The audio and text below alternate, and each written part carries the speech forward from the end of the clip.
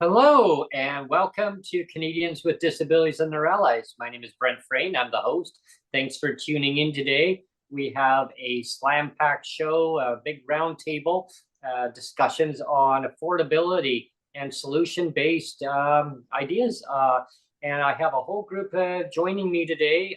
This is what you call a six-pack.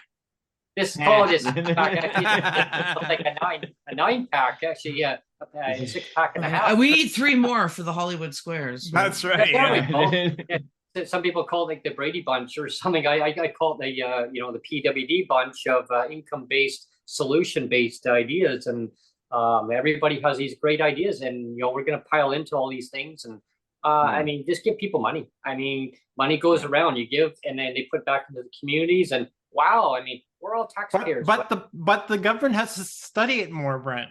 We have to study it. Because they don't know how to solve poverty. They have to study it more. I had somebody on the letter about DERB going, well, how are we going to pay for this? And I just was like, I was just like, well, or what's the cost? And I'm like, well, what's the cost? The cost of not doing it is lives. And then they were like, but it's going to cost. And I'm just like, the money goes, like you said, it goes back. We have a circular economy. It goes back in. Like, you give people that are poor more money. It's a proven. They've done it over and over again. They've done the studies. We tend to buy things and buy locally, and we invest in our communities with that money for our goods. Probably more than any other segment. We have debts. And then those businesses profit, and the people working in them have better wages and better hours. And like, I don't know what's so hard to understand about that. Like, why people think that, giving people that have invested in our society already, and many still are, a little bit more money so that they can patronize their local businesses in their community. And that provides jobs, that provides income for others, and it just goes in a circle, like trickle down effect. Trickle out. It trickles up. We don't trickle down. We trickle up. Trickle down. So no Reaganomics here. See the problem. What people always ask is, well, where's the money come from?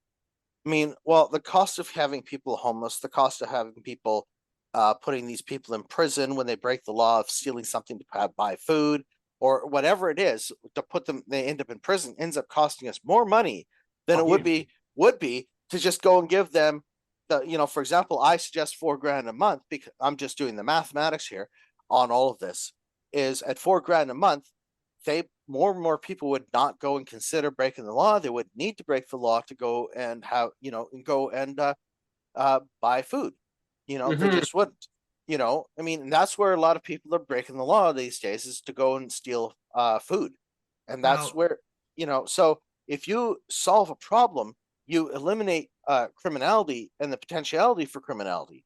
And the problem is yes, the biggest problem we have here is we have a system designed to go and have a meat grinder with a legal system. So people have jobs and people create jobs. So that's a circular economy as well. The good thing I'll say is, at least in Canada, we have not privatized the prison system, because if you're in the US, it is an industry, and they literally do things to make sure that they can keep people in prison so that they can profit off of it. Yeah. So Well, that's exactly. our saving but it's still not a good system. I'm not saying No. it is, but I'm just saying, you know, Right. it doesn't matter where you are. There's always issues with this whole matter. And, you know, right now the housing crisis is what's driving me nuts. I just did huge. Before we jump to that, I just want to wish everybody a happy Thanksgiving. Everybody tuning in today, listening, happy Thanksgiving to everybody. My friends around here, happy Thanksgiving. Happy Thanksgiving and Indigenous Peoples Day in America. And yeah, I'm just thankful I'm in Canada and not a lot of other places in the world right now. Right, with the conflict going on. But I am struggling to find things to be thankful for lately, because I looked at a place, I had a great conversation with the lady, then she didn't advertise whether she allowed pets. So that was my last thing, because I could tell she was sold on me. And I said, well, the only thing is, you know, I have a pet. And she was like kind of iffy. And I had kind of written her off. And then my friend was helping me pack up my kitchen. And all of a sudden I get this text message. Can you come by at 12 to fill out a rental application and meet the tenant upstairs, which is her niece in this case. And now I'm hopeful, because I made the short list, because she was viewing and then she was going to make a short list. And I'm like, I made the short list. And then around 11 o'clock, an hour before I was supposed to be there at noon today. An hour before, she calls me and she says, I'm sorry, it's rented. And this is what's been happening. It's like, well, because they're getting so many people, and there's just not enough places in Calgary anymore. I mean, it's not even a matter of just rent. Like, everybody wants to talk about the price of rent. It's like, even if you can afford all the rent in the world, people are struggling because there's just not enough housing. And recently City Council, and I keep talking about this everywhere I go, recently City Council had approved to open up some city land and put in temporary modular homes for families. Right. And, you know, I think that's great. But the problem we keep having is governments at all levels keep focusing on families and excluding single people, which is the reason why single person households are more than 2 times as likely to be in core housing need than households with more than one individual. It's that focus. And so I keep putting it out there. And you know, the other thing I keep going on about is I want to put a tiny home village built around an urban neighborhood.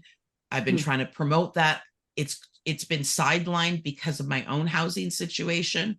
Right. But it's a solution to 2 problems, 3 problems, maybe, climate, housing, and food. But people are like, oh, we got community gardens. I'm like, no, that's not what I'm talking about. I did have one more hopeful thing that I'm going to say before, and then I'll let somebody else say something about this. I went on one of my favorite podcasts in Alberta. It's an Alberta political podcast called The Breakdown Alberta, or The Breakdown AB. And it's run by Nate Pake. And I'm a regular caller in, and, you know, often have conversations. And anyway, normally I speak to what they're talking about on the show, but the last time I just came in and I said, hey, look, I know he's working on a housing, some housing segments on the housing crisis. And I said, I know you're working on this, but I just need to let you know, this is what's happened to me. I'm technically homeless right now. I'll be officially homeless on the 15th.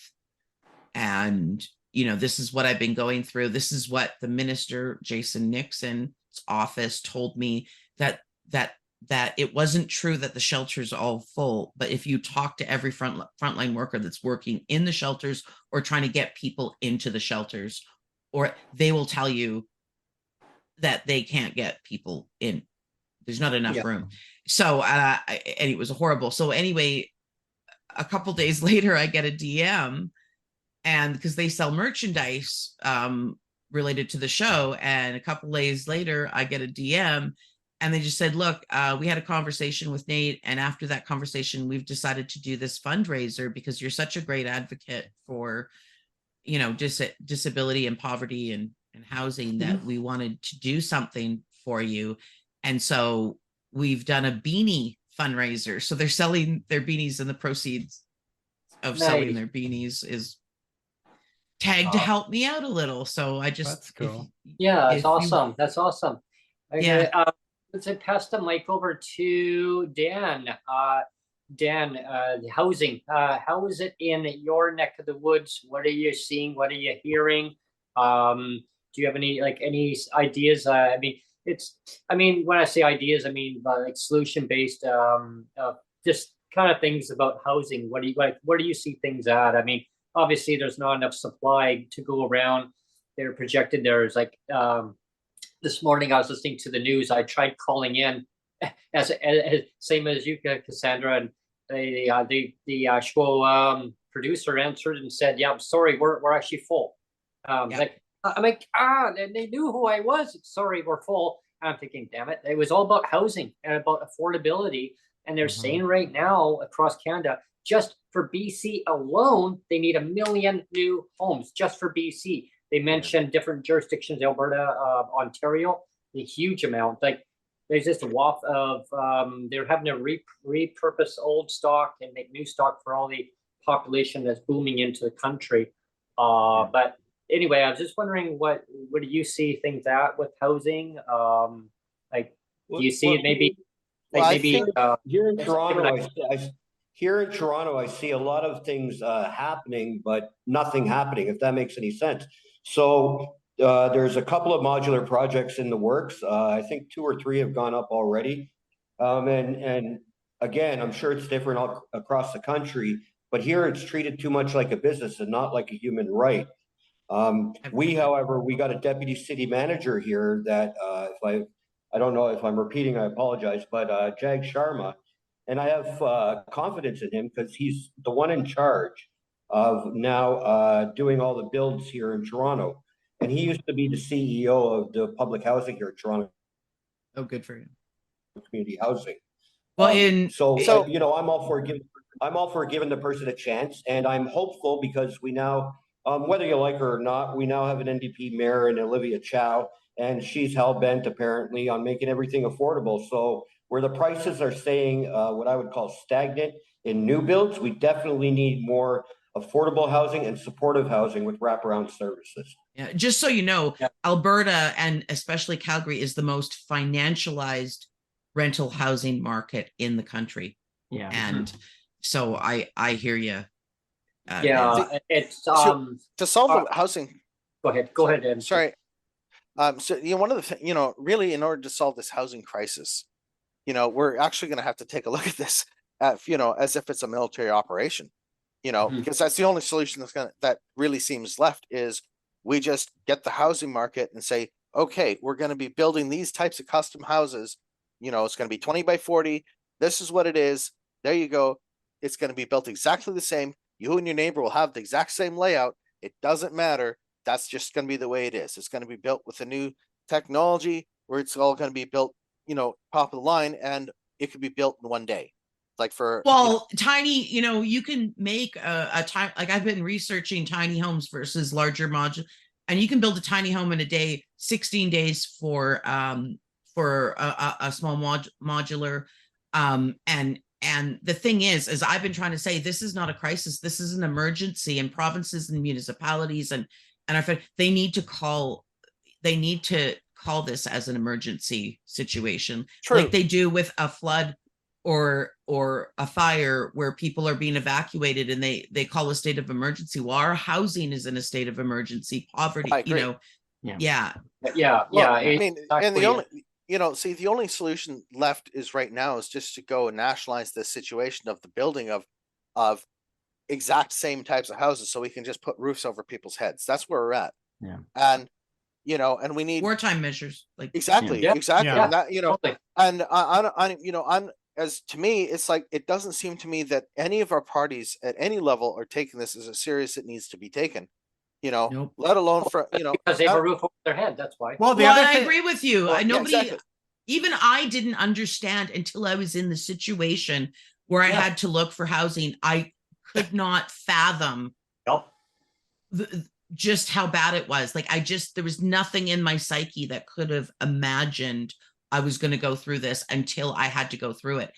And so I mean, a part of me, I can empathize with, if I couldn't wrap my head around it, then I can empathize how, people with much nicer incomes couldn't wrap their heads. But I think that's why it's really important that we keep pushing that this is not a housing crisis. This is a housing emergency, and they need to call a state of emergency, because the amount of people going homeless every day, people with jobs, families, single people, that there's nothing in, like, I've got, even my landlord said to me, he goes, you're like the tenant that I always look for. You don't trash the place. You're long-term, your rent's always paid.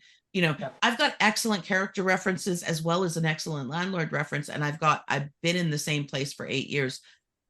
There is nothing about me that should, I don't have any addictions. I don't have a criminal record. Like, there's nothing about me that should deter somebody from renting from me, except that there's just too many to choose from. Like, landlords are having to make a decision because they're getting hundreds of applications, and they're making a decision.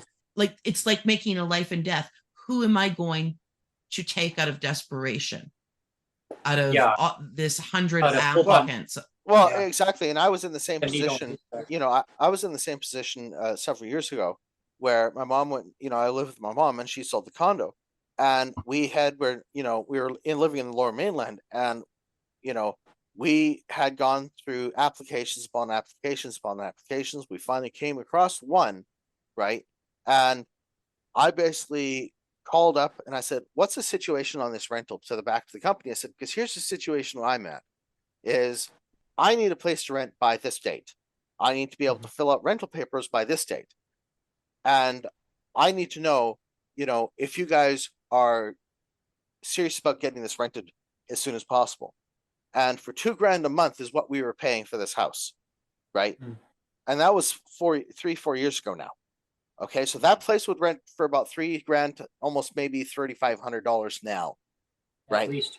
Right. So, right now I'm living with my mom in a mobile home park up in, where I'm at, and, we're paying pad rent that's over $600 a month. And it's like, people think that, living in a mobile home is cheap. No, it's the pad rent that kills you. I can't even, because you're paying for often you're buying the mobile home, paying a mortgage on the mobile home, plus paying the your rent. bad rent. Yeah, exactly. And then all your, depending on the park, you might have to also pay for all your utilities in some cases too. Well, most times, yeah. And I can't even find, like, I've been looking, and I can't even afford, like, I can't afford a down payment, or and there's nothing. There used to be rentals in two of the major ones in the city, and there's not anything left for rent, and very little for sale. And I mean, what do you have to do? Find some 2-bit piece of dump that's a dump up north for $50,000 to go and buy it, if you're allowed to even own. I mean, this is what, is what they're resorting to us to for, in this current system. And this is why, to me, is getting the ball and chain, as it were, the government off our back and just giving us the money and say, you figure out how you're going to spend it. If you want to waste it on drugs, have at her. If you want to go and live a life and get your life together, have at her. Don't, but this is the take it or leave it situation, right? I remember Tom's got his hand up, Brent. Oh, yeah. Okay, Tom? I'll get to you right in one sec, Tom. I was going to kind of project on that topic. Is I remember, MJ, the government, the government predecessor, should we say, predecessor upon predecessor. Well, yeah, if the housing is unaffordable, you can't afford it. Just move up north, everyone. Just move up north. Remember that line? Ghost town. Yes. But there's nothing there. Let's build 15-minute cities up north. Well, right? the other thing too, I mean, just before Tom speaks, is we have a bit of a controversy now with BC housing. I mean, the shit kind of hit the fan with BC housing, right? Oh, yeah. And so it's like, you know, so it's like, I've known people that worked at Atira, and Yeah. I heard the stories. so I'm Oh. surprised it's taken I this haven't heard about long. this one. yeah, so you know, you can say, well, let's get the government to handle it, but I mean, if they F it up, you know, so it's Yeah. like, what do you do? Anyway, Well, you can go ahead, yeah. Tom. Go ahead, Tom. Okay. Yeah, I was just thinking about like there's a bunch of things I had written down. There's a Boston Pizza and a few other places in Victoria that one of the reasons that they had the labor shortage was because they couldn't find people, because people couldn't afford to live and rent in Victoria. There's one guy that builds houses who's living in his truck up island, and so it's like I just think like how do we have that situation? So it's like, is current stock full and we need to add more housing, or is it something else? And that's where I come to my usual kind of like one trick pony banging the same gong, which is we have this perfect storm of two things. Incomes are half of what they should be, and speculation is also called rentier capitalism, where it's like you might build a whole bunch of new housing stock, and then along come these guys and go, right, we're claiming all of them as well. It's like we got to make sure that we also go up to speculation, because otherwise that's the thing that like drives all of it up, and they can charge whatever they like. Well, and it's, you know, yeah, it's also the you know, like to your point, Tom, it's also like, you know, we've got pension funds, investment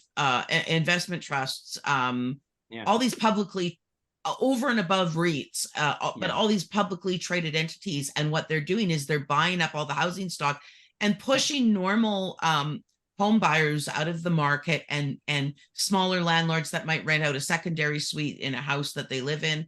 Yeah. They're driving them out of the market because they're outbidding them, and then they're driving up the cost of real estate so much that, yeah, your home's appreciating, but it's appreciating so quickly that you can no longer afford the property taxes, because your property taxes are based on a percentage of. Totally. That's me, because because my condo here is 28 years old. I've lived here for 18 years, but it's 28 years old, and I bought it for it was 129. It's a 900 square foot, 2-bedroom, 2-bath. I bought it for 129, and now like I just got the valuation for it again this year. It jumped from 300,000 to 600,000, over 600,000, like double in 1 year. It doubled valuation in 1 year. Quick. And now you got to pay tax on that 600,000. And I have to pay tax on it on a disability pension. Like, how am I supposed to do that? Yeah, actually, it's not even a pension, we should say, but disability, income assistance. Like Kim Hines talking about, like, in Victoria here, there was some place across from City Hall that had some insane rental price, like over like 10 grand a month, and we were all like, what? But that's what I wonder about, like, how, like, is Victoria's for instance, Victoria's stock completely full, or is it like there's a whole bunch of empty stuff but nobody can afford it anyway because of all that kind of like Airbnb and all the like guys who there's like I remember like as a performer who played in a band who played some seniors homes. Some of these seniors homes would, like, this was back in the day, they'd rent for like $3,000 a month for a 1-bedroom. This is way back. And they were nice seniors homes, but still, and they'd have an entertainment budget of like less than $200 a month for all the seniors. And that's how I knew about that. And the guys who owned it lived in, like, Barbados, or lived like California or in Hawaii, or, because they're just, they just, well, there's American companies that own not just seniors residents, but they buy up property in Canada for income property. Yeah. And so we've got certain property management companies that are like based out of Arizona and stuff like that, and they charge like there's a 55 plus building. It's just apartments. Right. Mm-hmm. It's like a 400 or 500 square foot or 590 square foot 1-bedroom apartment. So just a small 1-bedroom apartment, and they are charging for like there's no meals, entertainment, program, nothing. Yeah. Just and you have to pay your utilities, and they're charging just a couple dollars short of $4,000 a month. Yeah. Yeah. And they're empty. They've got places. Yeah. They're constantly advertising, saying, "Come live with us." Yeah. And it's Right. like all these people need those places, but they can't. Like, who can? I mean, if I could afford that kind of money, I'd get a mortgage Yeah. for half that. I Well, don't know. exactly. I don't You know know, if you. I mean- I don't know if you saw this, Brent or Tom, like talking about Victoria. Is it was a few months ago now, but I saw a listing in Victoria, and it was actually at a hotel. This was a hotel, but they were you could buy. There was a few suites you could buy to actually rent and live in, or not actually rent. Sorry, like to just buy it outright. But so it was like buy one room, and it was or actually it was renting. Sorry. So to rent one room in a hotel, it was $3,000 a month, and this is just a standard room in a hotel, and it said it comes with a hot plate. So I was checking out. I was checking out pet friendly motels, like the cheap ones, the ones that have always been the cheap motels in the city. Like they're not the, and they like 24 to 2,800 a month. Yeah. Ooh. Crazy. And Wow. it used to be you could rent them for like under 1,000 a month, just like a couple of years ago. Do you know what I mean? Like it was a really economical way to live for, if you, and so. Yeah, because like right now, like there are tons of Airbnbs that are going on within the cities, and there's a gentleman on social media on X. I still call it Twitter. Okay, but anyway, look him up, follow him. His name's Mortimer. Okay, and the city and the government trying to shut him down. They're trying to shut him down because he's exposing out all the listings of Airbnb posts that are for sale. Oh, it's been vacant for so long, but all of a sudden there's activity, people coming and going, fake businesses licenses. And they got even doctors using these licenses. I mean, are you kidding me? But anyway, whatever. So they're renting these places out. The city knows about it, but they're putting a blind eye to. Victoria knows about it. I know for a fact in our building here, there's 2 business licenses in our laundry room. One has a mount there, and there's another business license underneath that, different dollar amount. It's renewable every year for your business purposes. That has the business license number. And I thought, wow, $88. Wow, why is it so low? Another one's a huge amount. Why? Because they allow that to go on. We've got a huge issue with that here, and I was at city council, like talking to city councilors about. And I went and I was just blown away because their thing about they do these percentage calculations and I don't begrudge. There's a young couple next door. They just bought their house and right now they're doing Airbnb, but then eventually they're going to move upstairs and rent out the basement as a regular rental. They're just trying to get ahead. Right. But their excuse was that the majority, because they've got a license and you have to, you have to live in the house kind of thing. And so as long as they are living in the house, they can get the license for the Airbnb. But the thing is people need those suites. Right. And they're saying, well, it's such a low percentage. And it's like, well, considering like every single landlord I've talked to, and I've talked to dozens now, has like 100 to 200 applications or inquiries coming in for their suite, and they're shutting down in a day because they can't handle the volume. And you're like, your excuse is it's a percentage. And I'm like, well, it's almost like they're making more off of Airbnb than they are renting per month, because I mean, here's part of the other equation too, is property taxes, the municipal taxes. They're so high, and I learned a lot of this stuff when we were living in Langley, once upon a time. Of course, that is on our bucket list to move back there. But I was talking to some of the developers who built places right from scratch, and I got to learn about this stuff. Is like, why are these places so expensive? The guy goes, look.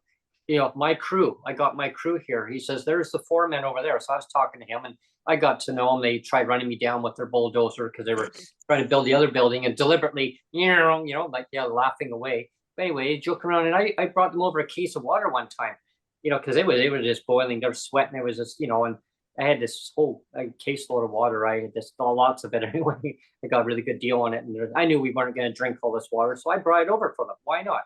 So I gave it to the boys, and they taught me a lot about the developmental costs, the materials, the softwood lumber. They said all the dispute going on with Canada and the US. They said, we sell the trees down to them, they process it, and they sell it back to us for a bigger cost. That goes into the formula. Red tape, bureaucratic, the guy goes BS that goes on with municipal versus provincial. They said they need to come to a common ground because these costs get passed on to you as a renter. And they are doing something about it and it's starting to take effect. But the problem is none of those buildings are being built are going to be ready for at least 2 to 3 years. And exactly. and I keep saying, well, that's great. I'm glad you're doing this finally. But what about today? What about yesterday? What about last week? What about there are people that have been going homeless every month. What are you doing for them? Yeah. We need solutions, and we need the long-term solutions, but we need the immediate solutions as well. And there's immediate there's a lot of places right now. Like I can pull up a listing right now. I go under Zumper, and actually I'll let everyone know that. So Zumper, okay, if you go under Google, just Zumper space, whatever city it is in Canada, punch it in, and it'll bring you up a listing of all the housing that's available in that city. So I could punch in Zumper Langley and it'll give me up a whole listing. And I could say, wow, wouldn't it be nice to live there? And I'm thinking, wow, if the government would actually just listen to its citizens and actually immediate solution would be give them like you mentioned, MJ, just give them the lump sum or as an idea. Now you can go and rent somewhere. And now when your options are available, where now something else comes available, you're now housed and you can now figure out your options from that point on. Right. And this is why, to me, the only solution to be able to solve this within 2 years is to go complete modularization to building a modular house or a modular condo or whatever that will connect into. It's like you'll basically pick it up with a crane, put it into place on a modular metal steel frame, slide it into place, lock it in, hook it up. There you go. And if the thing were to burn down, it'll just burn itself down. And that'll be it, right? And then you just pull it out, replace it if you have to, and put a new one in. And it'd be a lot simpler if we could get to modularization to the housing situation, because we could go and solve this. Once we've got the modules being built, right? All it would take is just building the frames and building these buildings up 5-10 stories or whatever. There you go, pop into place, put these modules in. You got your elevators, you got your stairs. There you go. You got your frame building, and then you're in. That's it. It's not hard to solve problems if we're willing to go the distance. And the problem is we don't have politicians that are willing to go the distance. They only want to go so far, and they go, oh, we can't do this. We're stepping on somebody else's territory. We're stepping on somebody else's feelings. We're stepping on this, that, or whatever rules or regulations. You know what? In a national emergency, guess what? All the rules and regulations need to be put aside. And that's where we're at. We're at a national emergency. Yep. And our governments have progressively let this happen. Not just the Liberals. It's the Conservatives, Liberals, and Conservatives back and forth. Do the blame game back and forth, and then nothing. They're both equally as guilty, right? All levels. And I've phoned every level. I phoned every party leader, every major party. I've even phoned Jagmeet, and I've said, every single one of you, you're arguing but you're all off base. None of you are getting what's happening. This is an emergency. Yep. I've called Trudeau, I've called Freeland, I've called Jagmeet, I've called Sean Fraser, I've called everybody, and I'm like, your talking points and the things that you're putting through there, they're okay, but they're still you're completely out of touch with the reality on the ground. Yeah, this is the reality. Yeah. Well, what are your thoughts on that, Dan? Deal with this. Yeah, Dan had his hand up earlier, so yeah. Dan, what are your thoughts about the modular? I mean, if properties were utilized properly, obviously we could take care of at least half the issues, right? Here in Ontario, it's half and half, right? We got greedy homeowners that don't want to give it up for the people in need. And then we also have stalwarts that aren't building crap. I agree with MJ. The quickest way to do it is modular. Like it's quick to put up. It's cheaper, obviously. And that would actually service, there was somebody mentioning it earlier about single folks. That would service a lot of single folks. Like here in Toronto, we actually did declare homelessness an emergency already. But as somebody said earlier, it has to go nationwide or it's never going to work. It just won't happen. Yeah, Exactly. like for instance, Tom knows because he's in Victoria here. Like Tom, down on thanks on that, Dan. I'll come back to you in a little bit on that. But like on Yates Street, Tom, have you seen that the modular housing? It almost looks like an apartment building. I saw you, and I saw it getting cranes coming in, and they were stacking them, and then they put all the outside of it, makes it like a brand new apartment building. Is it like a train car almost? Where on Yates is that? You can't tell the difference. You I'm cannot trying to think of where that is. But just down from the fire hall. Right, yeah, because there's a bunch of new buildings On the going same on. Well, and there's so many prefab companies too in Canada. Like I was doing my research, and there's just tons of them. And a lot of them would be ready to go. I mean, they're doing. I'm sure many of them could scale up really quickly if they had the need. Well, the medical building. There's a professional it's a building. kitty corner from what used to be a dealership. I used to clean Yeah, that it's up dealership. from there, But there's that one there, and then a few other ones. Inside that professional building, there's a medical professional building. It's just up the road from there on the same side. Yeah. And so I mean that goes to show how quickly it was done. Like we watched it, and I'm thinking, wow, like it was done within not even 2 months. It was up and going. Well, like for example, like the idea of the modular idea that I'm talking about here is you build the frame, right? Mm-hmm. And once you've got the frame put in, all you're doing is just putting all the units into place, just sliding them into place, locking them into place, and there you go.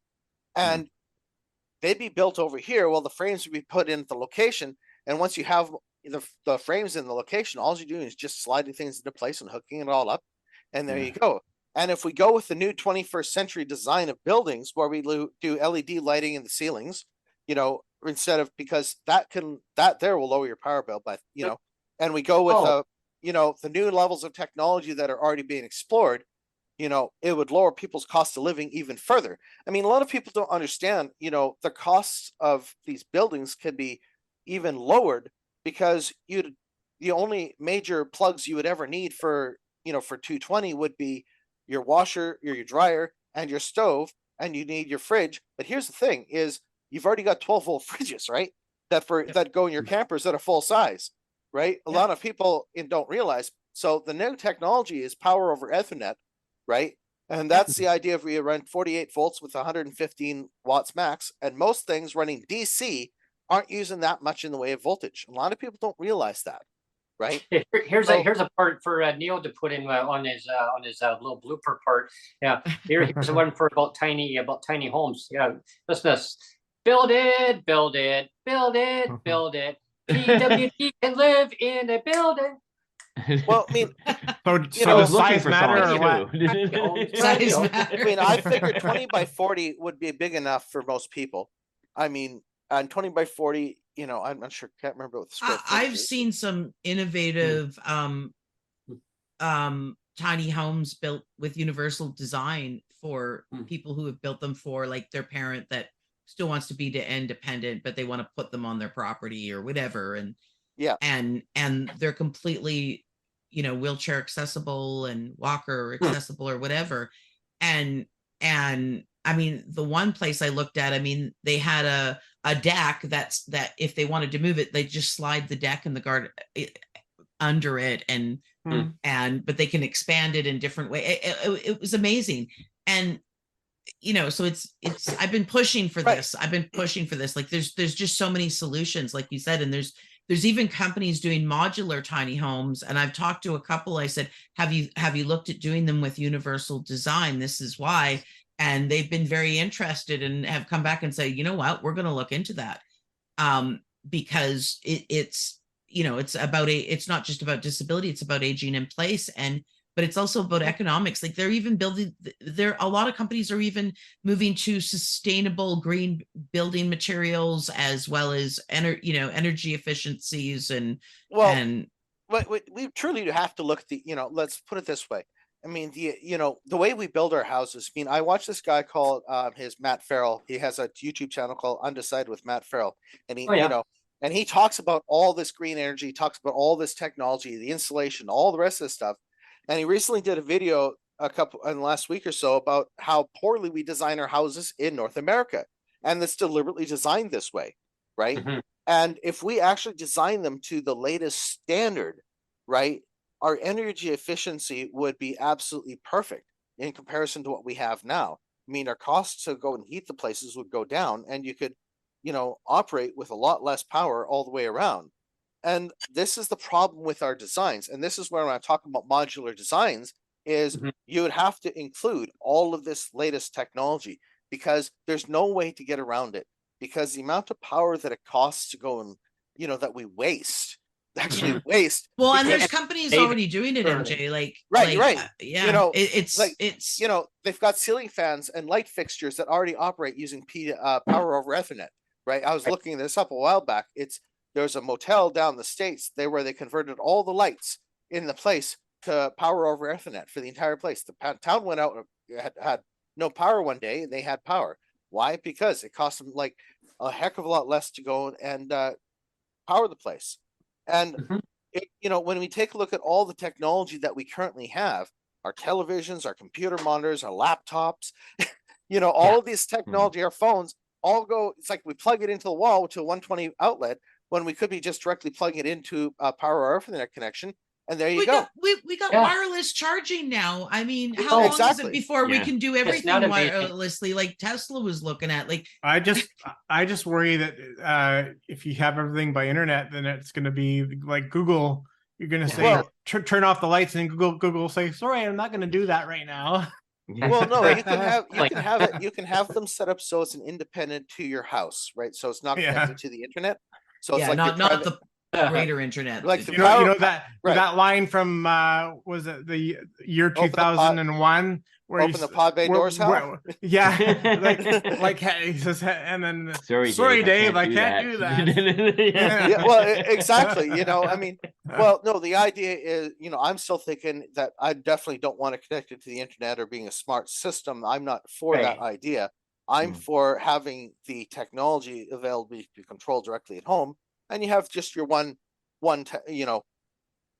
system. You have the amount of power we'd use would be, about 30% less Well, there's to that one. 40% less than what we currently use right now. And the problem people don't understand is even in the designs we currently have, the Mhm. amount of waste of power going from AC to DC or DC to AC to DC again, or whichever it is in each case, is there's a lot of waste, right? Mm. And with the advent of new technologies and new ideas, in dealing with the housing problem, I think that we should go and build forward instead of building backwards. With Well, the current system. and I want to talk, like, when you're talking about technology, I don't know if anybody here knows Ray Kurzweil. I'm looking at so- the name, yeah. Ray Kurzweil he's a futurist, and Yeah. I remember, like, there was this old I'm trying to remember the name of the show. Great Scott. But he was on, it was black and white when he was on it. He was like a 17-year-old kid. And Wow. and everything was still in black and white, and his thing, because they had to guess what it was, and what it was is he had trained a computer, like, this is black and white television. He had trained a computer to compose music independently of human input. And he went on to design an algorithm before anybody even knew what an algorithm was, an algorithm machine where he would put in data, and he would predict when we would achieve certain technologies. And a lot of people were like, oh, it's just Ray for a long time. And 20 years later, all those same people were like, you know what? We thought he was nuts, and everything that he predicted was down to the year, and sometimes even closer. And anyway, he often, there's a great documentary called what was it called? I'm trying to remember. It was he talks about the singularity a lot. And I'll remember that name when I stop talking about it. But he talks in there about how technology is not, most people when they're predicting technology, they're looking at it as linear growth, but it's actual exponential growth. Every time we make a technological advancement, it actually speeds up the time between the next technological advancement to the point where we get to the singularity. It's so right now technology is expanding. Most people don't even understand the kind of technology we have right now. It's advancing so fast that they can't produce it on a mass scale as fast as they're Can't keep up with their own right stuff. Yeah. And I mean, you look at, I mean, as a similar thing. I mean, it's just, about a movie. I mean, we all know about Back to the Future. Now, you know how that was made many years ago, but the idea wasn't there about futuristic stuff. And they mentioned, the year. Well, that year's already gone by now. I mean, well, let's just punch in the Cubs did win. Yeah, but I mean, the producer was just brilliant. I mean, when they came up with that idea, right? I mean, Michael J. Fox, he made the movie. I mean, he was, but I mean, just the ideas. Me personally, I love part 2. I think part 2 was my ultimate. Yeah, I agree. Yeah. I mean, I'm not saying part 3 wasn't good, but I mean, part 2 was really good. No, it was I agree with you. I think that was the best of the 3. Gigawatts of power. See, and this is where, when we take a look at all the technology that we're talking about that they're proposing, and it's like electric cars and all the rest of this stuff, and and futuristic housing, and we already have flying cars, for crying out loud. Oh, I know. Well, wow. I know. Viable ones. And I want self-driving flying and Tesla. yeah. I fly Teslas. I mean, I think with flying cars, we'll have to get more of the AI just allowing it to do stuff, because I just get really scared. Well, actually, I was in air cadets, and there was like all these things you had to learn. Like when you get to this, you have to call tower and all this stuff. I just picture people like, when we flying politicians and they start coming in. What did you say? Yeah. Whoa, hey, where did you come? I mean, I have an idea about having a catapult, so we launch them across Niagara Falls. Them along with certain kinds of criminals we don't want anymore. I mean, and I'm just saying, malfunction. Well, whoops. Oh, it wasn't. Then we'll get. See if we can launch them to Horseshoe Falls on the other side, and we'll see if the Americans can go build a big bat where they can take a swing. Batter up. Like maybe like a boomerang. Let's just catch an American and bring them over. No, let's just launch a big Squid Game. Yeah, launch a Squid Game. But to solving these problems, when it comes to solving these problems, I mean, the politicians tend to sit here and think, oh, we got to go and do something. Yes. The only thing I think the politicians need to start doing is getting themselves out of the way. That's the biggest problem, is they keep putting themselves in the way and thinking, I have a solution. No. Well, them and the NIMBYs are driving me nuts. We need to legislate away NIMBYism. Yeah, because that I think the politicians could do. I'm okay with them doing that. The old saying 15-minute cities for them. Okay, when we take the old saying is, there's more to do. What they're basically saying, the politicians are saying, when they say there's more to do, means they're kicking the can down the road. They don't want to deal with it. Yeah, basically. See, they know what the real truth is, but we don't want to deal with it right now. See, and this is the problem I have with all the parties, and I mean, from across all the spectrums, is they all play the NIMBY game with political ideas they don't like. They all play no, it's too big of a problem, we can't solve that, it's too big. Right? And then they play the we're gonna have to deal with it in the future. We just don't have the money. But it's like, but they magically come up with money with 18 million to give to Ukraine. Yes. Exactly, right. That's what I mean. It's like if you can conjure money out of nothing for that, why can't you conjure money out of something else for the solution?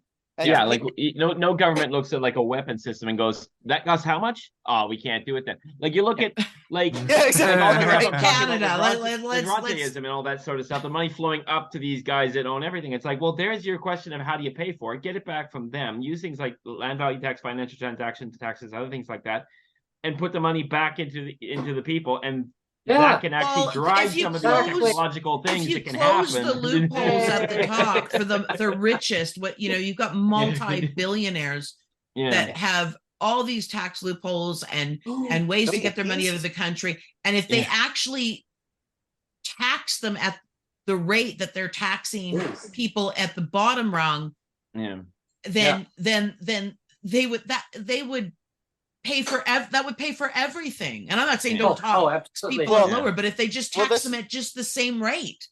Well, I mean, my thing is this: is if they got rid of all the tax loopholes across it for everybody equally, right? And just said, okay, you know, my solution is the first $15,000 of your income is tax free. After that, it's all taxed at 15%. There's no way around it. Every piece of income is taxed. You win the lottery, it's taxed. You know, you sell a house, for example, it could be taxed, so on and so forth. I mean, the bottom line is if you're going to be making money, if you're going to be selling something, you're going to be doing business, 15% bottom line. Solve the problem by getting rid of the problem of having people need to be there, right? To go and say, oh, well, that tax deduction over there, blah, blah, blah. No, that's a waste of time. That's a waste of tax dollars to have somebody sit here and goof off on all that. You know, and you know, I'm one of these. I'm libertarian when it comes to government. Okay, and to me, I want a libertarian solution of saying, here's the money, take it or leave it. If you don't, and I want to say something about that. People have demonized. We've had a takeover of very, very ultra right libertarianism, but libertarianism actually there is even left. Like it's like a huge spectrum. And Philippe Bonparis, who's a left libertarian. Like you can be everywhere on the political spectrum within libertarianism, and for those people that don't understand that, right? Yeah. I mean, right. Look at our provincial government. Like, I mean, like in BC, we have an NDP government, right? I mean, they've got into power. They've been in there for 7 years now. Manitoba just got a new NDP government too. And some people say, well, you know, they're all NDP. I mean, which is great, but it's the narrative. Like the party has to really focus on the citizens, and when there's something not quite right, you know, it's like saying, well, what are we doing wrong that maybe we can learn from our mistakes, right? And of course, you get the opposition party. Oh, how dare you overspend? I mean, and then they overspend on nothing. Yeah, like they overspend and nobody that should benefits. Yeah, so exactly. I mean, you know, it's not the spending that's the problem; it's what you spend it on. Yeah, exactly. Well, exactly. Government should be spending. It's not like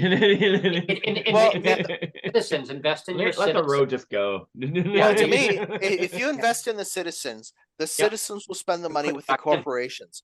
And you know, if they say, you know what, this amount of money that I'm getting from the government is nice, but you know what, I'd like to do something for myself, and actually now I can afford to go and start my own business, so I can afford to go and you know, I want to go and be a painter, or I want to be a poet or an artist. I want to do something that I really like, and that would give people opportunity. And the problem we have is society has been beating culture in a backwards direction, or you know, and culture has been destroyed, and it's being destroyed of what we've known in Canada.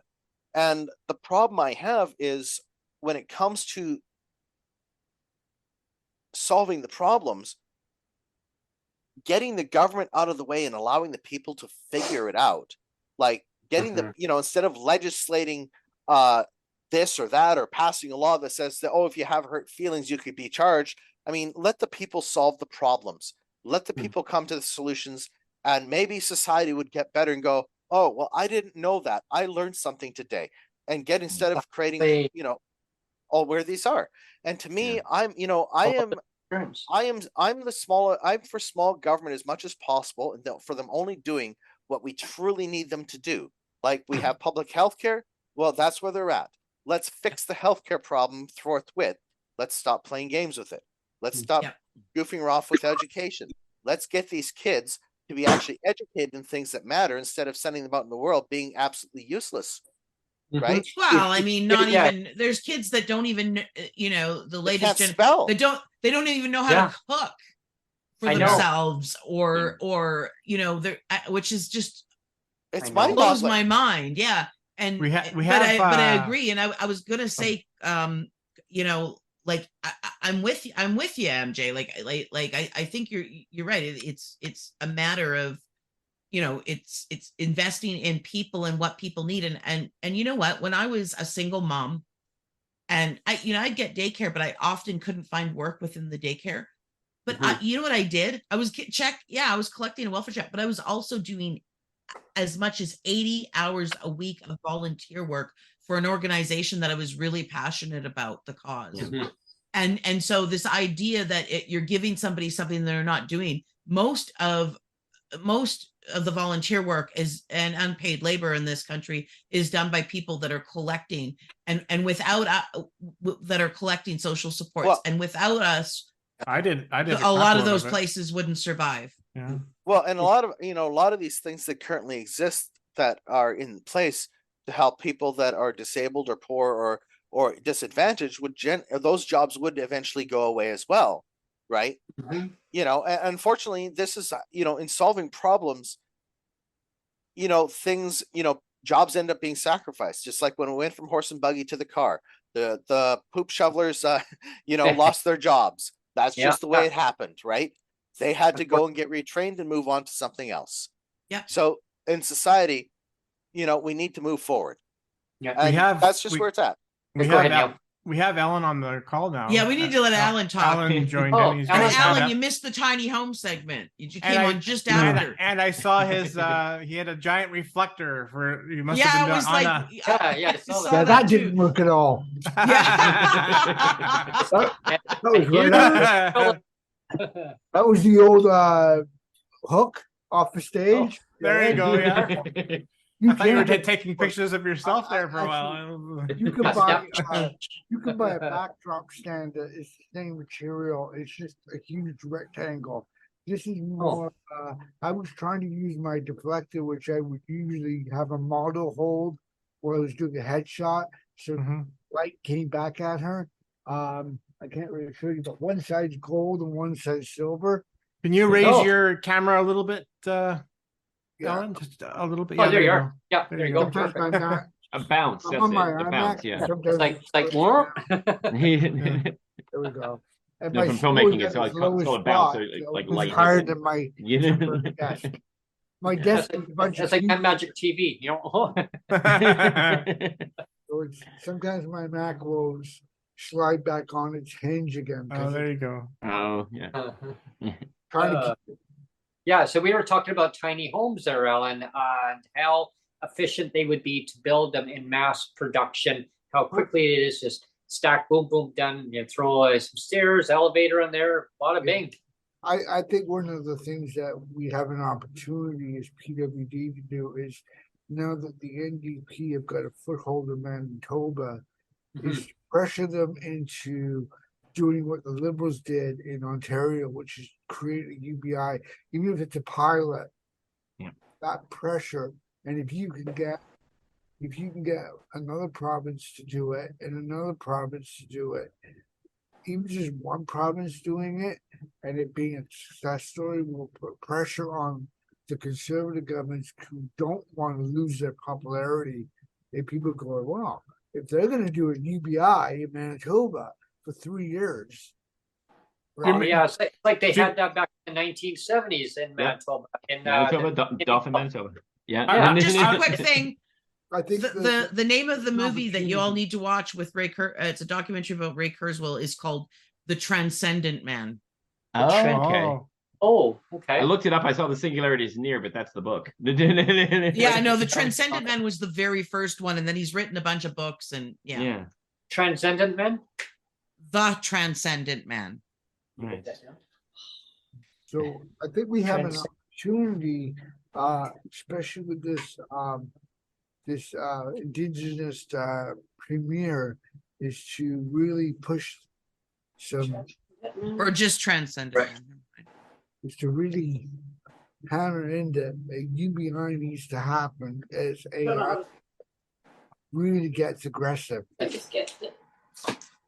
Yeah, well, that's what grassroots movement is, right? Like, it reminds me of that. Remember that old 70s shampoo commercial where it says, I told two friends, and I told two friends, and so on, and so on, and so on. You know? For that, and you know, it kind of goes to another good documentary too. It's called Homeless in Vancouver, and it was going back a few years now. But as a guy who lived in his motorhome, he couldn't afford the high rent, so he lived in his motorhome. But then he was fortunate enough that he relocated for months into Mexico because hey, I mean, the weather was good. He said at his age it was hard, right? It was hard because of so much moisture on the coast, and it was just went right through him, right? So he went there, and I mean that doesn't work for everybody. It is a really good documentary, but it kind of stems back to what we talked about before, 1986, how everything evolved at that point. Expo came, and congratulations and all this, and welcome the world, and the SkyTrain got put in, and it's still amazing. I mean, can't wait to get built out to way up the valley. It'd be awesome, But yeah, I mean, how things evolved from that point on, right? Where capitalism really blossomed, right? All that financialization over time, because the world kept on coming. Not saying don't come, but we need the housing for people, citizens here too. And when we're not providing the resources and the housing to people, what do we got?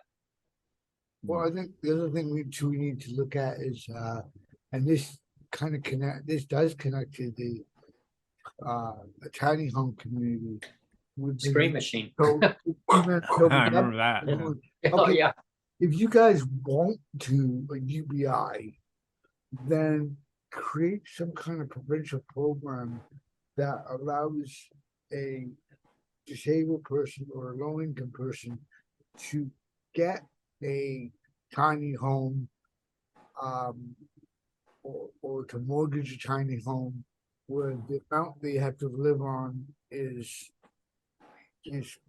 paid by like a rent to own, you mean? Just as if they were paying for an apartment directly. Yeah, but rent to own though, in a sense, yeah. Yeah, rent to own where Yeah. Because in 10 years, Sonia's idea. look at an eye, it really is. I mean, I was in Toronto 10 years ago, and it feels like it was like yesterday. You know what I mean? Like, Yeah. it's not a long time, and it feels like a long time, but it really, if you're in your 40s or 50s, by the time you're 60, your tiny home is yours. Mm-hmm. And if they could take some of their land and designate it within the bus system, you might have 2 or 3 buses to get downtown, but at least you could take them. You know what I mean? Yeah, it's exactly having accessible transit to go along with that tiny home is so important. And Captain is a good example. Scott Street, which I used to take to and from work, doesn't go down to the downtown terminal at all. It goes to a mall, loops, right?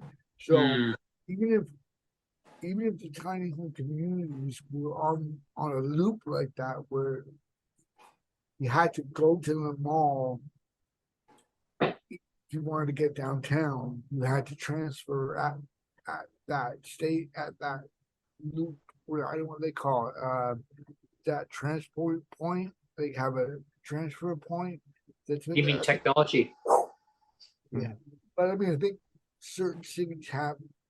Well, have destinations with where every bus with flying cars, run. buses will be obsolete.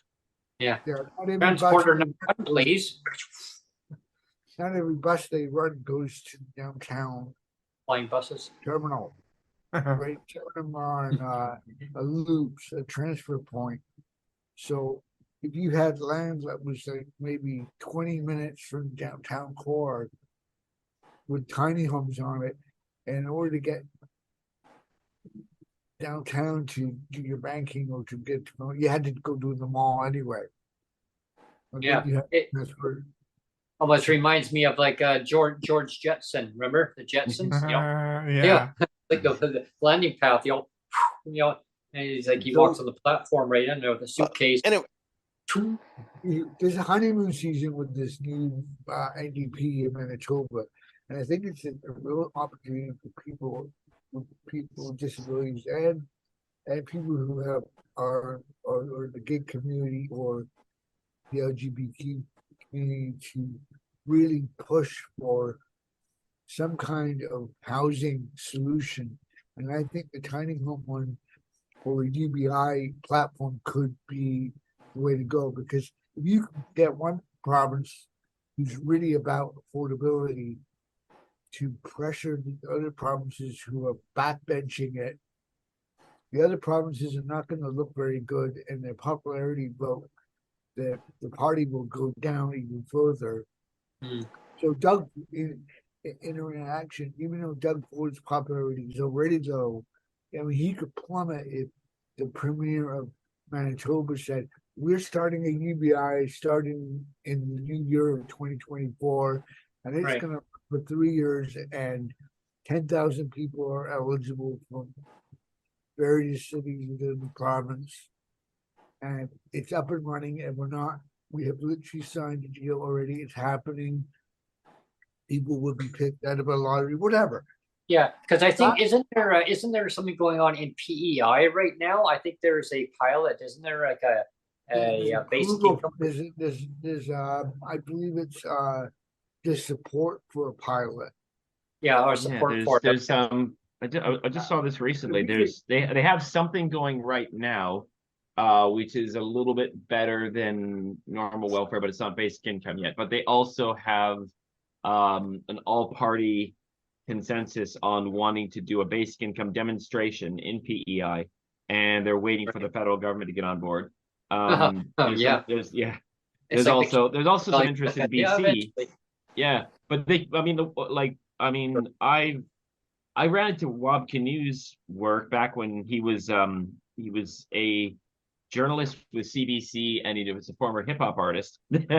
And he did I did a little thing, but one of the podcasts from before, but he did a thing called Eight Fire, where it was talking about residential schools, and he was like advocating for people to stop saying former students and instead saying survivors of residential schools. And so he's always been very like I mean that issue, but other issues he's been very progressive and really good speaker. And it would be great to kind of like push him in he's got Leah Gazan right in his province with him. So and he's got Dauphin, and he's got Evelyn Forget, in working at the Winnipeg hospital, teaching part of the hospital. So yeah, he's in a perfect location. So yeah, connecting him with basic income would be amazing. We have a question who was from that chat. again? I missed that. I got distracted by an article about the Canadian disability benefit, but you mentioned Neil, there was a comment or something coming in? Yeah, there's a comment from chat, a question from chat. It's from Mean Robot. And Mean Robot says, when's Bill C-22 happening? So Bill C-22 is referencing Canada Disability Benefit. And so that's the question, is when is Canada's disability benefit happening? Well, another 12 months. Another 18 months from now. Yeah, probably. Well, 12 now. I think it's closer to 24 months. See, it's amazing how long it takes them to go and goof off on writing a bill to solve a problem. I know. I mean, to me, it's like I could go. I'll be honest. I mean, I'm one of these people that actually gets the legislative nonsense and the bureaucracy that's built. I read this stuff, right? Yeah, exactly. Me too. Yeah. So it's like we read this stuff, and it's like I go, I could write something better than this crap, right? I could do better. It's like, who writes this garbage? And I've seen resolutions at party convention that were written better than this piece of. Yeah, I know. Yeah, exactly. You're sitting here going, who writes this? And it's like, I remember, MJ, when I was under an executive, my gosh, we had a resolution done within like 3 minutes. boom, done, bang, signed off. Mhm. Right to our Treasury Department. Okay, yeah, no, we like the idea. Brent done. Okay, and it goes off to the budgetary. Exactly. I mean, this is where solving this problem Oh. between housing and giving people money to be able to go and get their lives together. I mean, to me, one of these things is we've created all these obstacles for people that get in the way.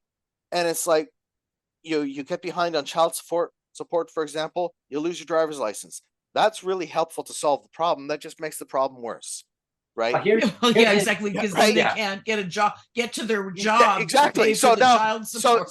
so it's like how, to me, so one of the things when I look at UBI, I look at the cost that the amount of money people waste and the amount of money that we're wasting administrating courts over worrying about who gets child support. And let's say, my opinion, say, let's throw $4,000 at the kid and say, well, you can pay for the $4,000 and your elementary school and your high school and your college out of this money too, and your life and all the rest of this stuff, right? Your parents will pay for your schooling, right? Or whatever. Instead of us dealing out of the property taxes, it goes over here. Yeah. Like there's so many goofy Well, things that we can do. Here's the other problem too, is that governments are so stuck in that one mode where it's always worked that way. And I'll give you a quick example, and then I go over to Utah.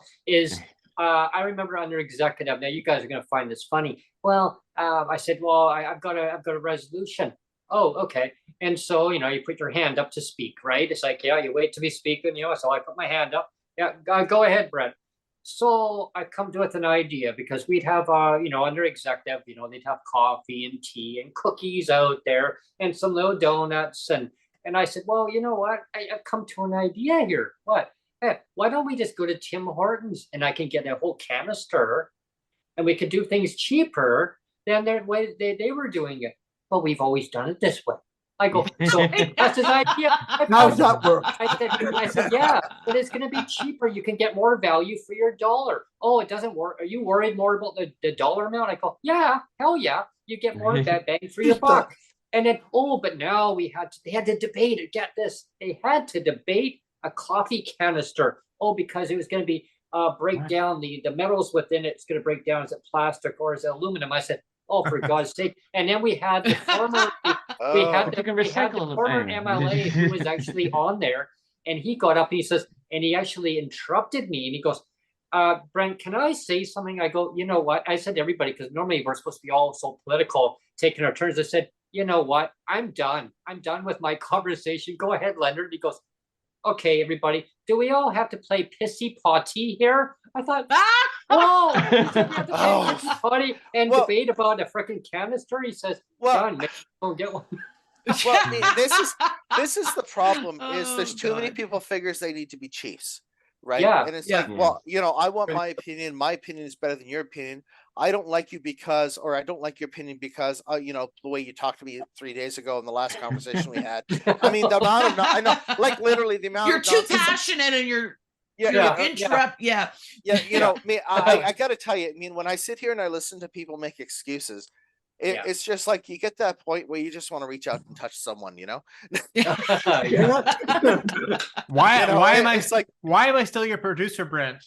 Why aren't we like this? I mean, solving problems does not. I just want to give them a little shove off the wall. Yeah, exactly. Solving problems does not have to be complex. Yeah. Right. No. I mean, if we can put aside our personal beliefs of that divide us and say, okay, this is a common interest of humanity and a common interest to solve things for everybody equally, then why can't we just get along and say, let's just solve it? Right? It's not a political issue. It's like homelessness is beyond politics. And that's a fact. It's a human right. You're right. Exactly. And people having their basic human rights met. I mean, we're sitting there and we're supposed to be this pillar in Canada, beacon of human rights. And we're always talking to other people about their human rights violations, but they can't solve the basic human rights of just making sure people have a home and can have enough food. Like, for crying out loud, gosh, God forbid, Well, exactly. If you could go, it's like, for example, these modular buildings I talk about, if you could buy that and you just pay, for example, a strata fee or whatever fee, right, a minor fee, you wouldn't be paying an arm and a leg, right? Because there's nothing to deal with in the building. It's just a structure and your building's put in. And the simplification of solving these problems comes back to my idea of getting your ego out of the way. And that's the biggest thing is, I'm more important than you because I have a title. No, my idea is better than yours because I have a title. It's like you're a female and your opinion is less than mine. I've heard that. I have letters beside my name, so I'm smarter than you. Yeah, I gotta bring in this guy, David Graver of Bullshit Jobs. He had a perfect line on this where it's got like, like the worst thing you can, like when it comes to technology, it's like the worst thing you can do is have a bunch of people that are talented, whatever, and make it so that they have to make reports and all this stuff so that they can get the work done and they have to all that stuff. If you just if you give them the money and get out of their way, then they can do the work. Yeah, I know. Exactly. It's like to me, it's like the whole welfare and disability system. It's like how much does it cost to administrate our disability in British Columbia? I've been told that it's 2 to 3 times what we get a month. Yeah. Okay. So here's the thing on that one, MJ, is the and I'll get Dan's take on this because I was just thinking, and I'm glad you must have been reading my mind. I was just thinking about the rates. I was thinking of this shelter rate, and that'll be we'll really focus on the Roundtable 4 on the next time, unless we have time today to do it, but which not if we'll continue on the next one. But just kind of getting with that about the rates. I mean, puts less strain on the healthcare system if you give people more money. So that money now gets pulled into that system. But we're getting rid of the shelter. The shelter, I know that just drives Cassandra batty when I mention that. Well, it just drives me nuts that they still, and it's an NDP government. Even the excuse about giving you more money, it's our computer system can't handle giving you more money. Like, really? We've given you 5 like, what happened when you were delivering it by check? This is a wall right here. Because our computer system handle big payout. And we broke the transit pass computer too. Sorry. But don't worry. I mean, and this is right. And this is why, to me, you've already got the CRA website built, right? Yeah. You're already given a GST credit every quarter. Yes, now broken. Right. So if they can do that every quarter, then why can't they change it to go and say, take that and change it from GST to being UBI every month, right? Well, and I've been saying, exactly the give me that money every quarter. So with the DERB, everybody's concerned about clawbacks, and I'm like, well, they delivered the grocery repaid, and they delivered this and that all through the GST system, so it wouldn't get clawed back. Exactly. Right? Exactly. So why can't we do that? Why can't they do that with DERB, or why can't all they have to do with UABI? With Floyd, there's a point Floyd Marinescu made, which is that there's almost two movements when it comes to talking about UBI versus GLBI and all that stuff. Is it UBI, Peter Barnes wrote about this too, where you could have a UBI which is based on so much capitalism has changed completely. That's one of the most common threads I hear from Guy Standing to Yanis Varoufakis to anybody, is that it's completely different, and so much of it is about ownership, not free market and jobs and all that stuff. So then make everyone co-owner. Use it so that the UBI, like Yanis Varoufakis is talking about, everyone gets that little dividend. Right. That raises the floor for everyone. Now your GLBI has less work to do. Now that sounds like communism. You put that on. You put that on top. It's not communism. Way below. No, I know it isn't, but that's the line we get when we talk about what he's talking about. It's so crazy because literally the people I know more capitalists who are for basic income than socialists who are. It's like Yanis, Charles Fourier. Here's the thing. John Sanderson. Hey, John. Meanwhile, you got Richard Branson, you got Elon Musk, you got all these guys across the board. Well, these are Milton tech Friedman. Guys, though. These are the guys that are paying for this great technology, so they see it. They see how work could become obsolete, and that there's a need. That's why they know. Yeah, exactly. What's funny also is when I mentioned Milton Friedman, that's why you get people like a certain person who was on Neil and Brent's podcast a little while ago, who I disagree. I agree with everything that she said, except for what she said about basic income. And it's and she and others come at it from that left-wing attack on basic income, which is, it's Milton Friedman, they're going to wipe everything else out. And it's Yeah. We don't have to set that as the rule. I We can know, make the I rules know. any way we want. We already have neoliberalism, for Christ's Well, I mean, the thing is this: But is the financial here's a system funny is thing, though. based on make-believe. Yeah. But yeah, It's but all yeah. make-believe. Oh, It's don't all even get make- me started, MJ. remember when It's all uh, make-believe that we or- agreed to. Yeah, but Yeah, remember yeah. before the Control had said, I don't know how many provinces have people with disabilities, how to pay it out. All you do is contact the finance minister to each province, give me a printout of all the people, all the payouts. We You're all get done. a T007 every year, He- and Yeah. and it's filed with the CRA for That's right, crying the out CRA. loud. Yeah. It's gonna take a long Exactly. time. Then we better get on it right now. Well, I'd right, probably- exactly. How hard is it to solve a problem? It's not. That was It's just- just That just pissed. Yeah, I'm sorry know, for interrupting, no. but it just pissed Yeah. me off because we I all know. file taxes to get benefits, and Yeah. the federal government tracks Yeah. it all, Maybe whether they it's CPP Got or that. provincial, and you're at, or even private, you have Yeah. to pay taxes, and you can't figure out how many people. Like, come on. maybe Exactly. maybe they It's should like- maybe they should come up with a expert panel to study it for 12 months to figure out how do T007s work. I forget. Let's study it more. Well, yeah, Yeah. I mean, Here's that's the kicker. this is the problem with all of this is these people need to justify their existence for their job. Hmm. And this is the truth of the matter, is they need to Yeah. justify their existence. And to me, government should only be there and need to be in session for when we truly need them to be there and be in session to deal with an issue. Otherwise, they should be meeting once a year, as the Constitution Act says, and we shouldn't have to hear from them. Well, they should Right? be working on the issues instead of. Right. I mean, I Exactly. love question period, but they should be. Oh, I hate it's an act.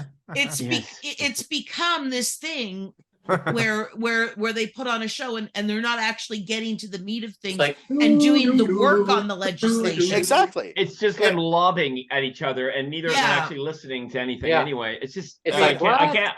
I was It's trying to destroyed. listen Yeah. to it See, before my because like problem is yeah, it's like if I was elected, I would probably be thrown out of the House of Commons on a daily basis because I yeah. would be vulgarly rude to these people because frankly, I would just sit there. These people act like this dumpster fire is entertainment for yourselves because you're bored and you're not interested in solving problems. And Yeah. you know, what type of morons do you think take people are for sitting at home and listening to this crap? I mean, you I people would be are- I'd be able to How does that help with polarization? I feel like you're in my Oh, head, MJ. Like I- I literally, because I've told I my hate my government. MPs and MLAs, I don't know how you maintain your composure and don't, because I would be thrown out. yeah. Amelia, like I just think Exactly. I'd how be does that help with I'd be polarization? How does sanctioned it- by the speaker Yeah. like every hour. You know what I mean? It's do you just like guys the did they seriously podcast. walk out of that chamber and go, we got paid for this? That makes sense. Like, I mean, how does this help with the polarization in the country? I When know. you guys are like, you're an idiot, you're like, oh. See, I'd be walking out of the legislature and just walking just outside the doors, closing the doors, and just yelling, "These people are a bunch of idiots." Yeah, I'd- it's- I'd be it's- shouting. anyways. I'd be shouting pink unicorns. Yeah. I mean, the problem, see, because you can say anything Go in back the, to bus pass. see, the truth Yeah. in their system. Straight face, you know. You can say whatever you want outside the House of Commons or the floor of the House of Commons. Once you're Yeah. inside, you're held accountable for what you say. So you can Well, call- no, that's not true, because you can say things inside the House of Commons that they cannot sue you for, that if you speak outside, yes, they that's can part of- sue yeah. you for. right, Yeah. it's parliamentary They're privilege. protected. Yeah, parliamentary yes, you can- privilege, but Yes, you but I can call get you. people. You can call people names on parliament floor, and you know you'll get sanctioned for it. But I You- guarantee you, you know You it'll can be part of the defame record. them. They're Yeah, It's legal to defame them on the yeah. House. That- on the floor. That reminds me but of. not outside the Go door. ahead, Neil. Yeah. Sorry, that reminds me of Lethal You can Weapon. sort Remember this that? out I as have well. diplomatic Can't we, Mr. diplomatic President? immunity. Remember that line? Yes. from Lethal Weapon. Yeah, It's just been revoked. Bang. See, you Yeah. know, and this is where the problem. over to down after when you're done, MJ. Yeah. See, and this is where, to me, when I look at government, I mean, all they want you to do is solve the problem and get out of the way. right? It's like the roads shouldn't be having potholes in them every 50 meters or every 50 feet or every 5 feet. There should be perfect roads all the time. They shouldn't be built to the lowest qualified standards. They should be built to the highest exacting standards so we don't have to spend more tax dollars, right? Because there's enough roads in British Columbia that we could have road gangs going from every corner of this province to fix roads year round, right? There's ways to solve problems. We don't want to solve problems. Roads is one of them. Income assistance is another. Housing is another. Medical, the healthcare system is another. They just keep going, offering paltry solutions that don't actually solve problems. And this is where it's like, this is where, like when they were like in the States, they were going to repeal Obamacare. Okay. And they had one vote. And they told the guy to hold his vote, because we need this wedge issue, right? We need the wedge issue. Yeah. This is what they do. They keep the wedge going so they can keep justifying their existence to get elected. And that's the part that really irritates the ever-loving shit out of me. Language, just because they have to create this wedge issue instead of solving a problem. Well, exactly. Put your ideas on the floor and let the people decide if they like whose ideas they like. You don't have to make everything like politics has become this thing where we're constantly, well, we don't want to talk about that because that'll do our votes and we can't get anything implemented unless we're in. And instead of just put all your ideas out there and people will make the decision of who's the best, which is how democracy is supposed to work. Yeah, totally. Because it's like, well, if you vote for me, I'm going to do this. And then they get and go, oh, well, that the other government didn't, they did this. It was more difficult than we thought. Yeah. But that's all work together though. But you always talk about shareholders, Brent, and that's so true. There are the shareholders that are pulling the strings behind the scenes. That's lobbying and all that stuff. The lobbyists. The lobbyists. Yeah. And then so that on that, I'm gonna get Dan's take on this because I know you big on RGI housing and how these rates are just so subpar and how it'll benefit people. I mean, way that the economy is going. Economy? What economy? I mean, putting the money back into the community. I mean, the beneficial of having a basic income or UBI or GLBI, whatever it is. I mean, disturb it good. No, we actually do need a basic income. That's a given, right? The fact is, here in Ontario alone, the rates are actually the same as they were in 1996. We had a guy named Mike Harris come in. He tore the rat shit out of everything. Yeah. And he ripped everything in half. So definitely a UBI. But yeah, Brent, RGI units across the board for those with certain income. There's no way to play catch up with that, right? Rents are going anywhere from $2,500 to $3,000 a month. I think the two expensive cities are Vancouver and Toronto. So definitely RGI units across the board. Unfortunately, I don't want to be a Debbie Downer, but CDB, that should have been done years ago. We all know that, right? Yeah. And it's just the fact of the matter is, and that's my belief just from direct experience working within, I don't see this happening until 2025. We all know they're going to make it an election issue, and that's when it's going to get done. Well, if they do, I know where I'm putting my vote, and it won't be with them. Yeah, if they dangle that carrot again, I voted. I will. Yeah, I know where I'm putting my vote. And that's the choices we're going to have to make at that time, because we definitely need more than 20, 30, 40% getting out to vote. We need everybody to get out and vote. And show them, like MJ says, like we need them to make decisions and get the bleep out of the way, because something's not working over the last 30 years. It's time for change automatic. Well, I agree. I mean, this is where, to me, solutions, need to be simplified. And, I mean, if, to me, I understand the rent to income idea. And I'm for home ownership and property ownership, where you can own your own home, where you don't have to pay an arm and a leg, where you can have, if you're paying $1,000 a month, you pay the place off, and you don't have to pay a couple $100 for, whatever utilities in your building. There you go. Right. And to me, the problem we have is that no one wants to offer concrete solutions that actually get to the heart of the problem. They want to dangle us with pithy solutions that really just get halfway there or a quarter of the way there. And it's like, I mean, I've looked at the platforms for every single political party. And the worst part is none of these parties actually want to solve any of the real problems. They just want to dangle parts of solutions in the way. And this is the part that really, really irritates me, that none of the parties, and I've read all the platforms. I mean, it's just, I'm at the point, it's like, where do I throw my vote federally? I'm either throwing it with the Green Party or the PPC, because they're the least likely to win, because I'm at that point where it's like, I want to exercise my right to vote, but none of you are worth a dime. None of you are worth anything. Well, I agree. I do think I have a political party that I'm not always happy with. And I didn't vote a couple times federally because I didn't like what was coming out of the leader's mouth.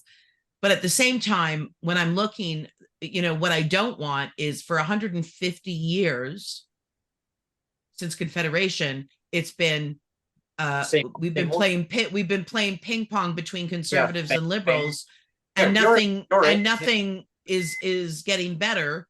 And so, I mean, some things have gotten better, but other things have gotten worse, and we're going backwards. Well, and it's like, I would give the third party the chance, because they've never had a chance. And maybe they'll do better. If they don't, we only have 4 years before we can get rid of them. So, Well, I mean, we're at that point where people are starting to realize that, we have governments who are just throwing the notwithstanding clause around, and they're throwing the Emergencies Act around. And it's like, they throw these acts around and people don't understand the length and depth of what these things are. And this is where it starts to scare me, when I see these parties thinking, we should just throw this around. We can use this and do this and whatever we want against rights and freedoms. Well, but the thing about the Emergencies Act is it is not the War Measures Act. They made the Emergencies Act because the War Measures Act suspends civil liberties, whereas the Emergencies Act does not suspend individual civil liberties. Right. So, it actually brings the Bill of Rights in, which is right.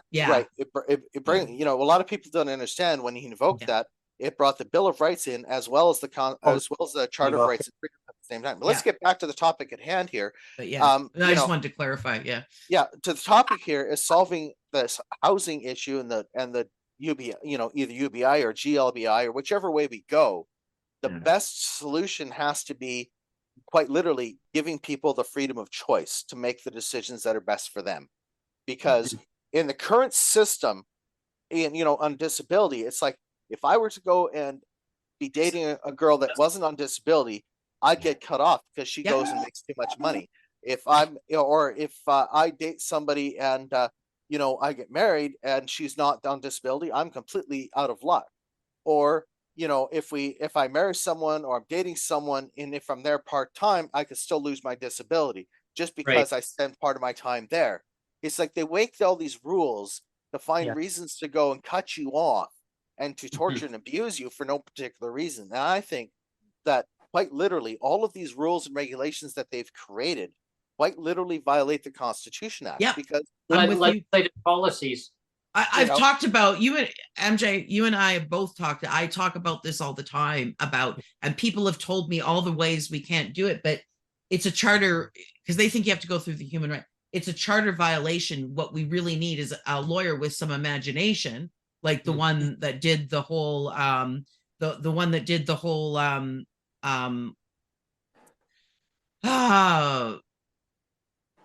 what's her name versus the prostitution one.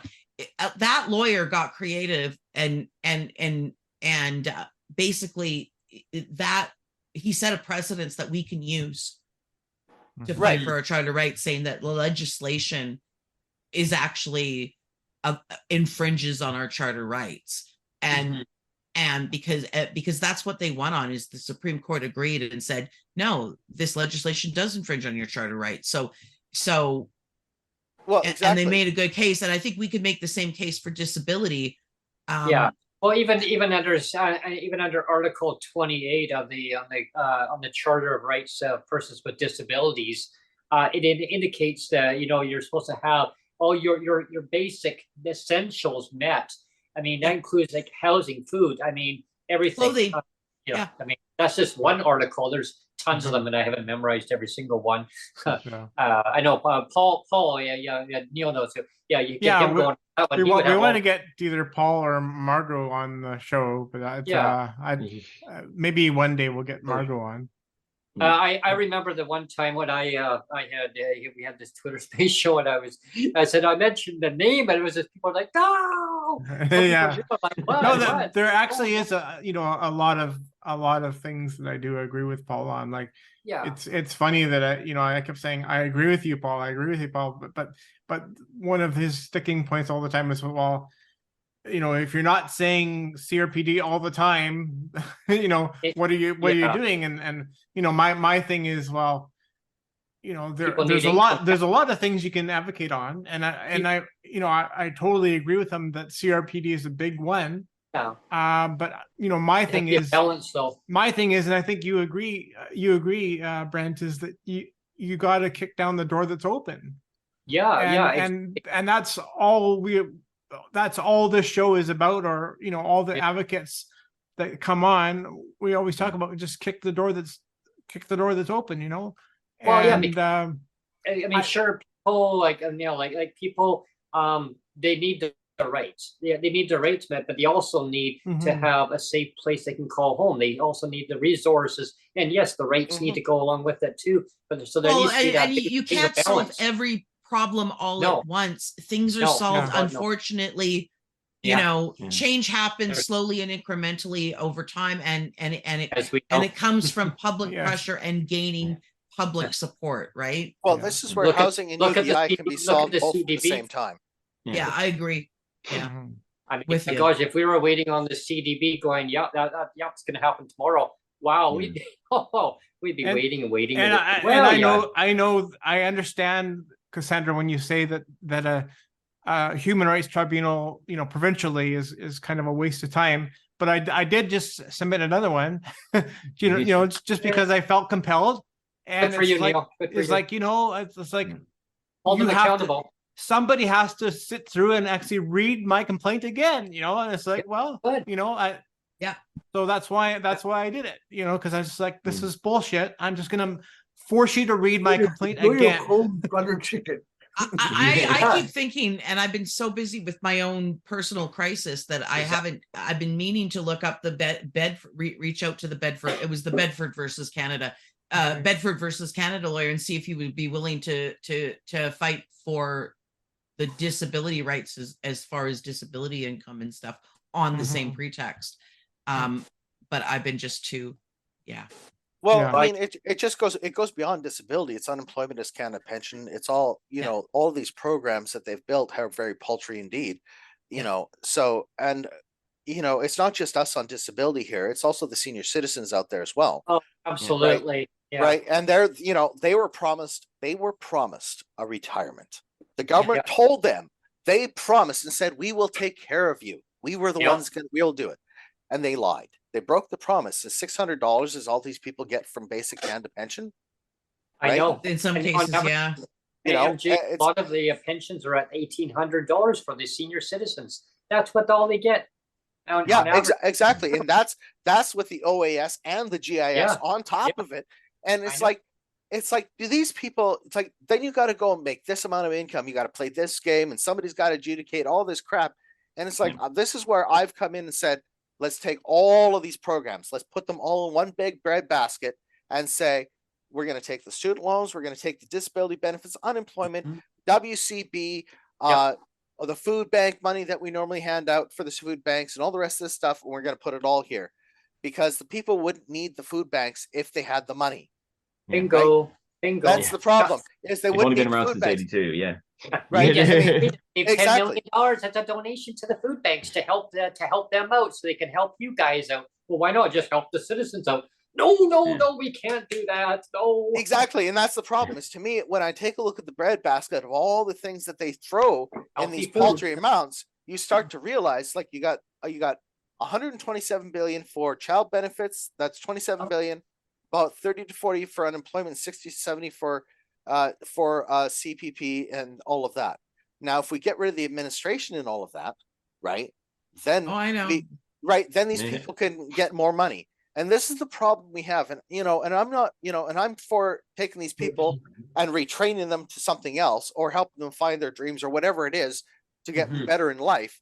Because most people that work in these office jobs quite literally are very miserable, not happy. So in a way, I think we'd actually be saving their lives by firing them. Here's a big thing. Because I've worked in office jobs before and it's not fun. But here's a big thing. I remember at a call center I worked at many years ago, and we were pushing credit products, right? And my job is that, well, Brent, do you think you can meet this quota? I just walked out. One day I walked out, this lady was saying like, yeah, like I had to take calls and reroute them. And the lady phoned up and she says, I'm really having a struggle, like a hard time making my payments. And I said, okay, can we maybe set up a payment plan? And she started telling me her life story, this and that. And I was just like, wow. And I didn't know much about basic income stuff back then. I said, but you know what, maybe your employer can maybe negotiate a better pay wage. Well, no, I just got off my hours. My hours were getting down, and I thought, wow. I said, oh, but the other company that I applied at, they said that they could actually streamline and push all the payments into one card. I'm like, no, don't do that. My job was to tell her, like do the way that the company wanted me to tell her, and I couldn't do it. They wanted to blend it and to me to negotiate with her and to basically promote their product. And I said, no, like listening to her story. And I guess getting back to what we're talking about now, like people are struggling. And so this company, they wanted people to incur more debt. And then now they're saying that the federal government has now come with the new stats saying it's over $1 trillion in consumer debt across the country. Why? Because corporations making money off the interest rates, right? 20% compounded. More money. You give people more money. Now they put these other like Visa, MasterCard, American Express out of business. Yeah. Oh, well, I just got to get. I'm gonna raise my hand, but it was funny. I'd never had a credit card my whole life, and then what was it like? Almost 5-7 years ago, I was like, "Do you want to have a credit card for my bank?" I'm like, "Okay, sure, got one." And like, it's like, isn't that interesting? It's like, I mean, like Guy says, like they want you to be in debt because that's how they make their money. It's like all of a sudden, all these credit cards are popping up all over the place. It's like, wow, I qualify now. The beauty of capitalism. I mean, at one point, between my banks and on my credit card, I would have had over $50,000 in credit available. You know, all right, and I'm on disability. I'm not kidding. They were going to extend me that much in debt and to put me that much in debt. And I sit here and I'm thinking, this is what UBI could solve. And the government, the government can solve these problems. They can go and say, no, we're Bank of Canada, the interest rate is going to be set to 0. We're going to clamp down on all this freaking extended credit. It's going to be rolled down. We're going to roll down credit, that extended credit that people have. We're going to help them get out of debt. We're going to solve these problems and get this dealt with. But we don't have a government that wants to solve problems. And when you take a look at governments that actually did want to solve problems, every time they went to solve problems, the Western world came in to destroy them, some opposition was like, no, look at that money. Well, it's like do that. Right. And they demonize them. Yeah. It's like, I've been told by so many people that we need to have a compound interest rate. And I'm like, no, that we don't. We don't have to have a compounded interest rate. It's made up. We're living in a made-up society that we've all agreed to, and now we're coming to this point where people are saying, "No, I don't want to agree to this anymore. I want out." And there was a guy. It's like in the movie Blow, where he's talking to his dad, and his dad's like, money isn't real, son. Sometimes we're up, sometimes we're down, but it's not real. It's all fake.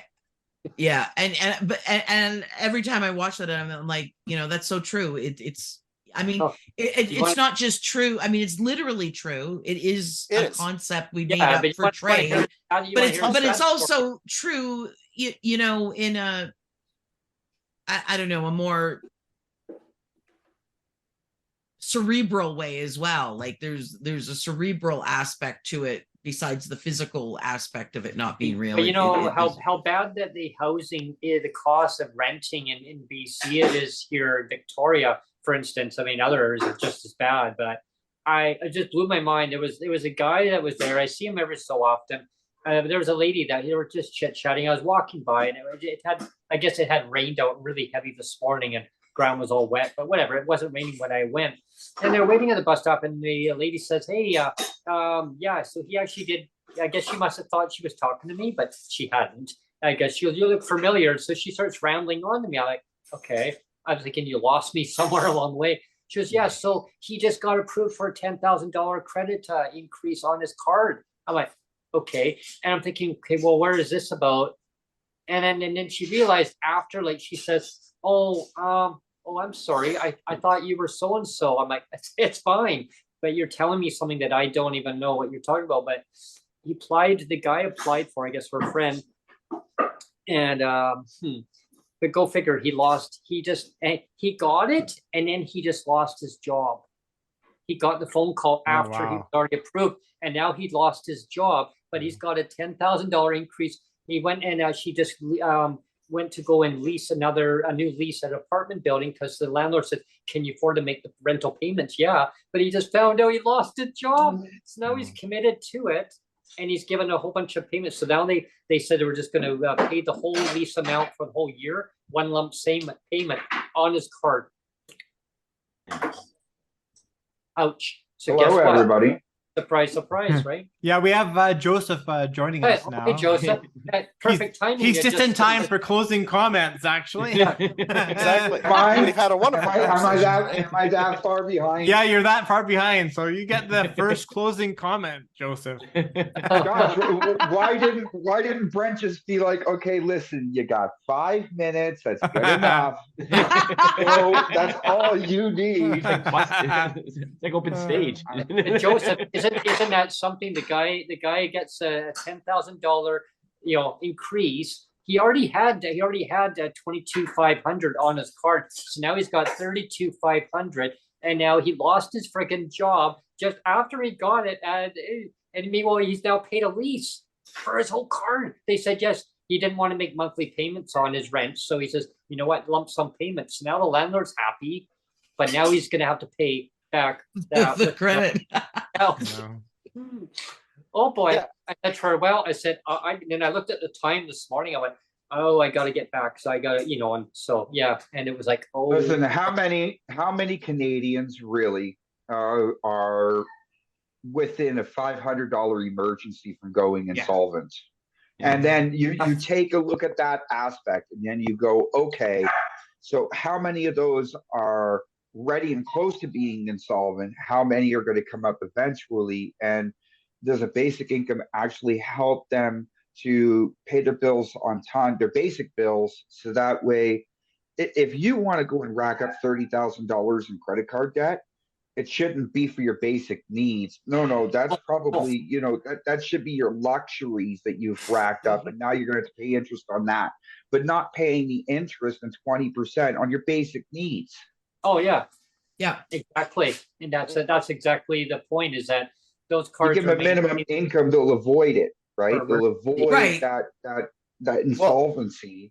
And I'm not saying the basic income is something that would help people to ride out the clock or whatever. Like, yeah, people need to understand a guaranteed livable basic income, a GLBI, not a UBI, but like a GLBI, is all about ensuring that you're not going to abuse the system later. Yeah. You're not going to pile 5 or 6 people into the same home collecting $2,400 a month or whatever, and then take that and not go to work, versus a GLBI that is geared to that, but also is watching for things like that they're not going to be sitting on the thing for 5 years without looking for work, because the numbers don't match the cost of living. It just gets you enough to get by, but not enough to be, self-reliant completely. Right.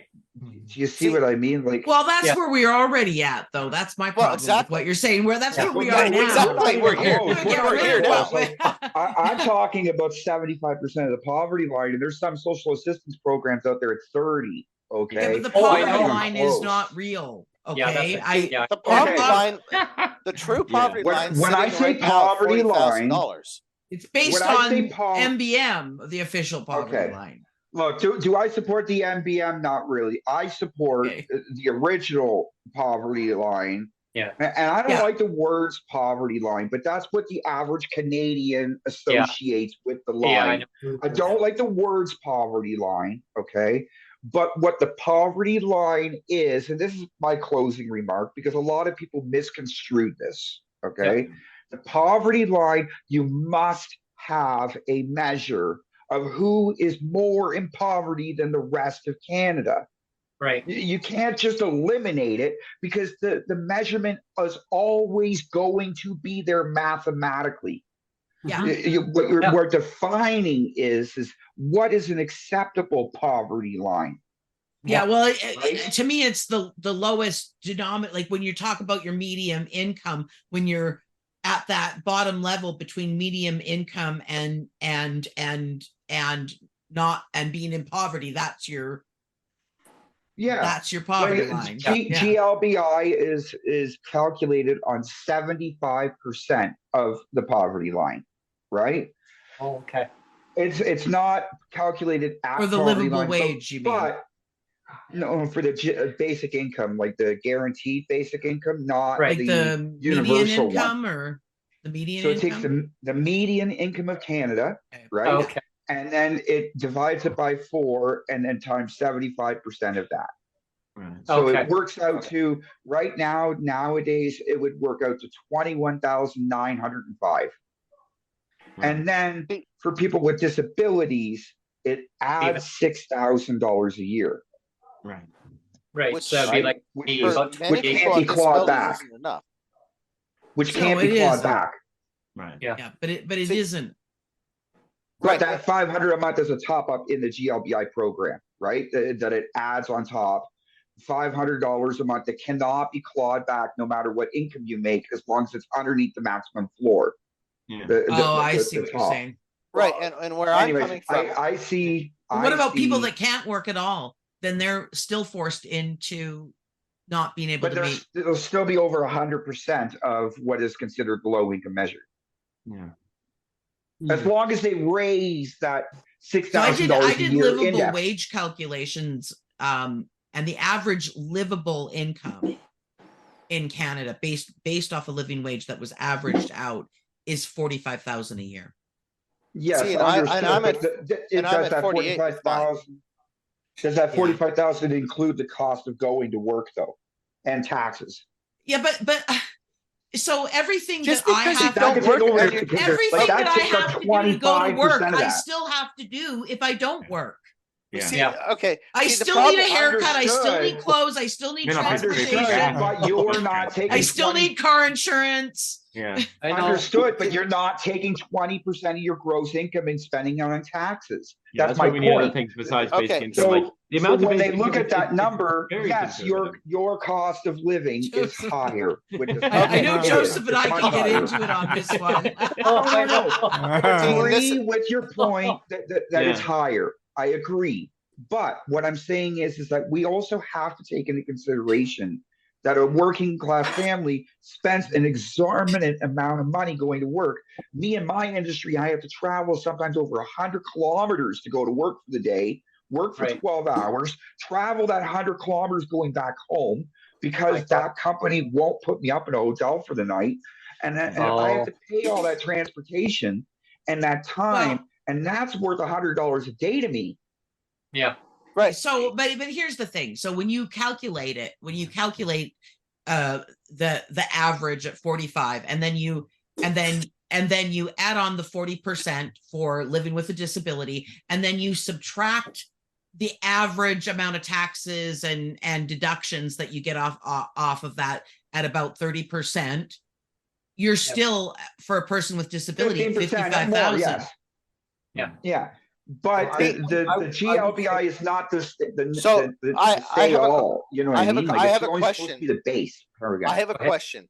What is Go the ahead. cost of administrating this GLBI? Because my idea is basically take it or leave it. Because What cost? What cost? And listen, the CRA can easily, inside of the same time you calculate your income taxes, knows exactly how much money to give you. What administrative costs?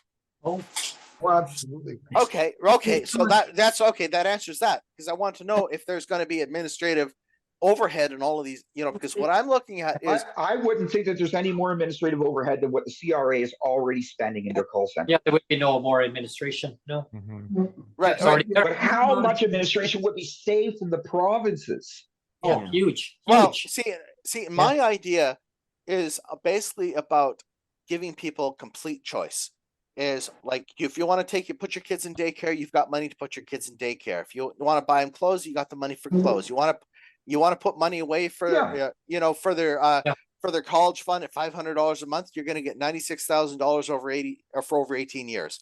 Okay. I mean, what we're talking about here is an idea of going and giving people the freedom of choice. So if they want to go and put their kid in a private school or a public school, they pay to put their kid there.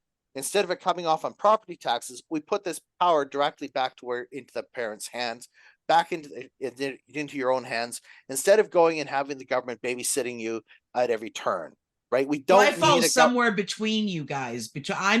I fall right in the middle between where MJ's at and where Joseph's at, and you actually are in the middle. You actually are in the middle square. You are in the middle. GLBI because of the price tag. Right. When you think of a universal program and you think universal and living wage, you are talking about something that's over $1 trillion a year. Now, no, we're not. But it's all going back into the economy. Like, it's not like it's just disappearing and vanishing. I'm not talking about universal. I'm talking universally available, so you can choose to take it or leave it. To be fair, universal is still taxed back. GLBI.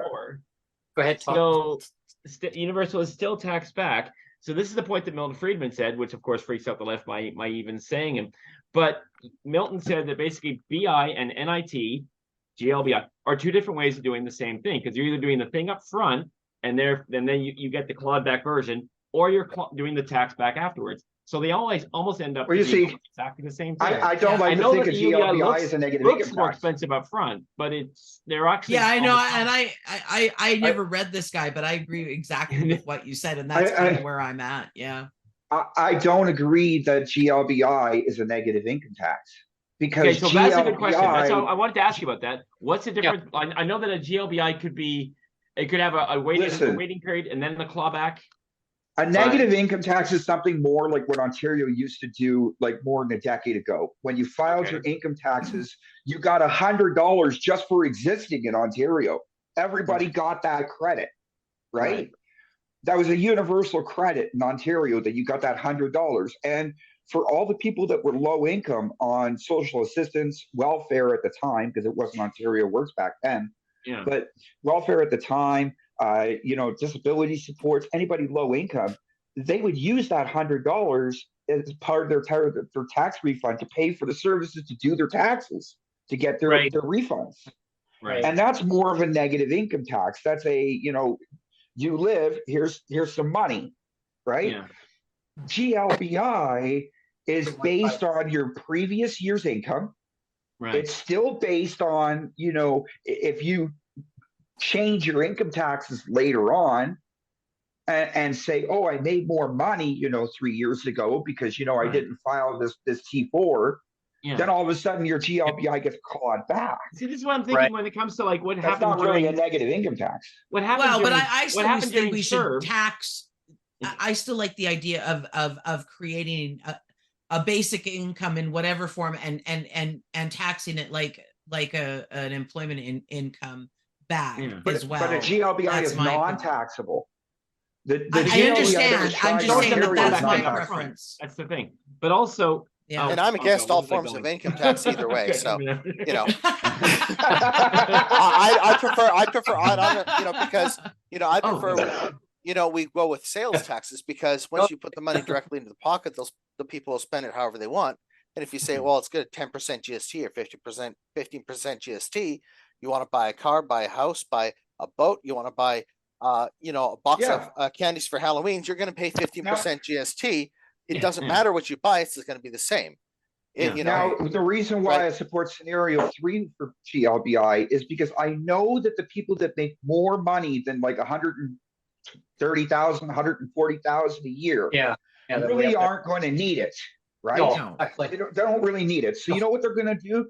If you give them the option not to take it out and to accrue interest guaranteed by the government of Canada, right? For You retirement. eliminate- Yeah. yeah, for later. or whatever. You could pick up Yeah. the phone tomorrow and call the CRA and say, I'd like to withdraw my GLBI savings because I had an emergency at home. Right. Yeah. And Then it's thousands of See, and dollars are this hitting is- your bank and this account is where- tomorrow. Right, Kinda what this is where he to was me, saying. I'm more of a libertarian and I wouldn't want the government to be involved in that either. I want myself to No, be but able to I make want the that government to choice. reward them with an interest while avoiding withdrawing that money and having more national debt. Right. See, look, Right. the You reason I do like- the that reason I by like billions of GLBI dollars. Then if you do that by billions of dollars where they save it, Come on, you'll Tom, fight. eliminate all the big costs of the program. Come on, Tom. Like, the reason I like GLBI is because they're Go they're for it, people that, Tom. like if they are taxed back heavily with the Durban. UBI, then it could get scary in the end of the year. Like so it'd be like you'd want to make sure that they would actually have the stuff put aside for the tax. I just Like, feel that they won't better to do it index up the front. universal. But what's also really cool about what's not cool, it was what happened during COVID. But we had that thing where you could go online and you'd say, this is how much I made this week. And they went, oh, okay, we adjust it. Like we have that now. Like, I mean, Alex Howlett made kind of a funny point, which is like, people are saying, well, was it Thomas More wanted basic income? Well, he actually didn't, but he's like, they couldn't have done basic income back then anyway. The infrastructure was I know, non-existent. right? Now we have I know. the thing that I'm looking at right here that like a person can like, oh, my job just changed. This is my income now. Okay, we'll adjust it. Bang, just like Yeah. that. Like you Yeah. can I your know what GLBI Dan- could be I know what totally Daddy like, would say. He would changed say with you, bootleg you know? bits. yeah. And then I like Ellen, that. they belly gusters, right? Yeah. Well, yeah, I mean, my income is, my working income is sporadic. Yeah. And a lot of that could be alleviated by actually having a livable income. Just Yeah. give them the income. This is the because, point made by the new Project income I Commingle, is need- it almost smooths The out income your that I income. need, Yeah. yeah, but the income that I need to look for work is the same. It's no different than the income that I spend going to work. Yeah. And that's the thing that drives me nuts. Like this idea that people are too poor to work. I mean, Yeah. Yeah. Yeah. once you have to get on the system, and you're just like, you're scraping just by. below what they call the Yeah. poverty line. I can't, like, trying to get the On the- money to make sure that I look presentable for a job interview, that I'm feeling my top because I'm been getting proper nutrition, and having the energy to go in there and be my best. The Giving the money ability to you to that- keep my insurance on my vehicle, which is also my mobility device, Exactly, and yeah. being able to get to these places, in order to do work. Not only that, I contribute. I still work when I'm not employed. I'm still doing like Well, yeah. so yeah. much volunteer work, and Yeah. that still You're- costs me you're still exactly to contributing do that into volunteer work. It society, costs me yeah. all the same money Yeah. that it costs You're me pretty effective. to go to work. Yeah. And Well- and so that's my issue is Yeah. I can sit there and when you say that argument about basically that well, it doesn't cost as much not to work, it's not true. Yeah. I am spending the Costs same more. amount Or more. or more than when I was employed full time at $65,000 a year. Yeah. And so I'm making just over 20,000 a year right now. But my expenses are still 65 are still 60 or 65. And I Yeah. don't have the income that I had. And Yeah. it's like, Yeah. and it makes it even harder to go back to school, to get a job, to do everything.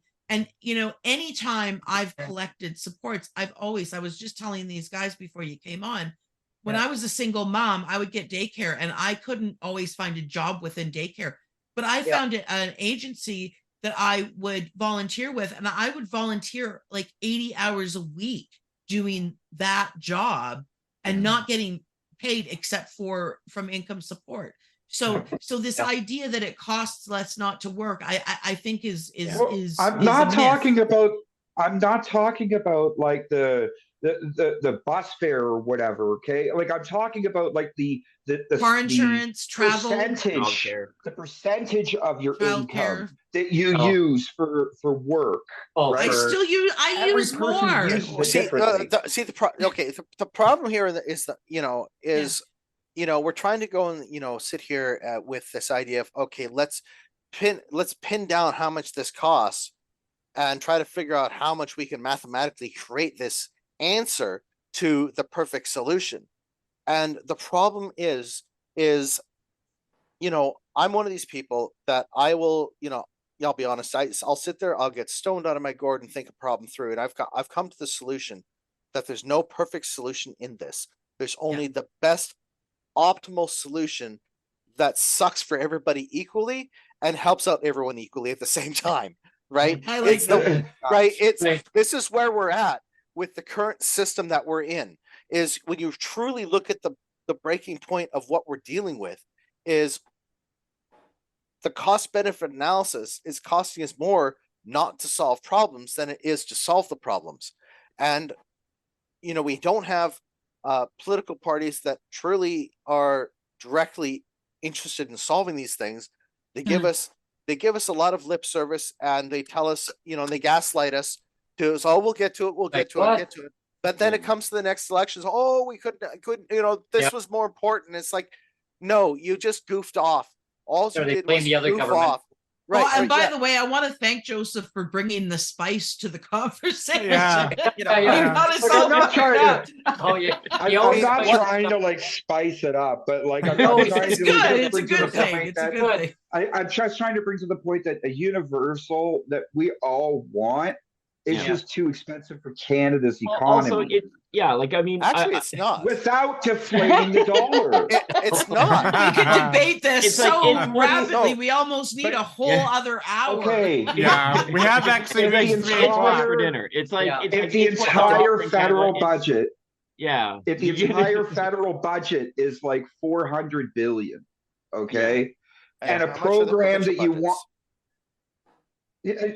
Okay, but there's provincial budgets too. Yes, I think there's something missing in your calculations of the cost.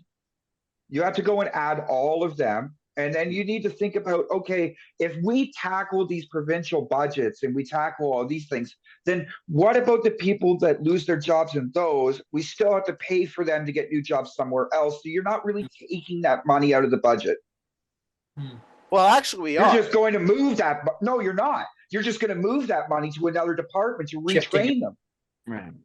I mean, see, the lot, so right now, you're not losing all of that money. You're losing some of it, maybe 20% of it, but you're not taking away all of those budgets because you need to protect those jobs. Otherwise, the electorate won't support that program. So you missed the whole segment where we were talking about the work becoming obsolete. Yes. Work may be becoming obsolete, but us as humans, if we want a program that's going to be a universal program, that universal program is either going to come with two ifs. Okay, it's either going to come with if you're going to have a universal program where you're not required to work, then we want to tax you to make sure to pay for this program, or if you don't want to be taxed for this program, then you must work for a living and contribute to the program. Otherwise, you still can't have the program. There's also things like Commons Capital Funds, like Guy Standing is talking about, but you build it up with things like land value tax, financial transaction taxes, other things like where you build it up like they do with Norway, like they do with Alaska, like Alaska Permanent Fund. So we're just shuffling the can. Stop letting our resources go for free. Build it, There's a big thing. Like building it, like this is what Peter Barnes talks about, where you literally have, like, you weren't here during this, where he talks about actually having the two movements of like the basic income, or UBI, if you want to call it. It's funny because Guy Standing doesn't even call it that because he doesn't think it could be universal anyway. But the basic income as a foundation, which is based on these like Commons Capital Fund things, and it could be small. It could be like $100, and so it makes it so the GLBI has less work to do. So you put that. But the GLBI can be done on a napkin at the same time you file your income taxes. Look, a GLBI, it costs nothing to administrate. Yeah, okay? It's all done by either direct deposit or by checks through the mail. Just the same thing as your GST checks, but you wouldn't be needing your GST check every 3 months. That could be so you're actually saving on all those checks. Yeah. It's I mean, Just like, saving that's all the those thing, like, checks. okay, Yeah. make sure you hear me. Make sure you hear me. I'm not like, oh, I gotta have UBI anyway. I'm not like that. What I'm saying is, like, this is another idea, like, UBI, it doesn't have to be either this or that. Like, it's almost like being a musician, where it's like, that's not real jazz. It's like, well, it can be all these different kinds of, there's all different kinds of ideas out there. But there's more than one GLB too. So yeah, like, I mean, even UBI Works, even Floyd and the gang from UBI Works has signed on the thing that we're all talking about, which is this policy push for a basic income guarantee, or a guaranteed livable basic income in Canada, and everyone's pushing in the same way. So if you were like a purist, like, it has to be UBI and that's it, I won't accept otherwise, you would be very lonely in Canada. We are the one country in the world that does this. So it's like, that's the way we're going. It makes sense. We already have something that kind of feels familiar with the GST check, where if you make a lot of money, you don't get a GST check, but if you don't, you get it, and it feels very similar. So it's like, okay, so just imagine that monthly, and you can live on it. You know, it's like all these quarterly payments that throwing out, like, there, these grocery rebates and one-time payments, but it's all brought out where it's just one thing, and it's based on a graduated.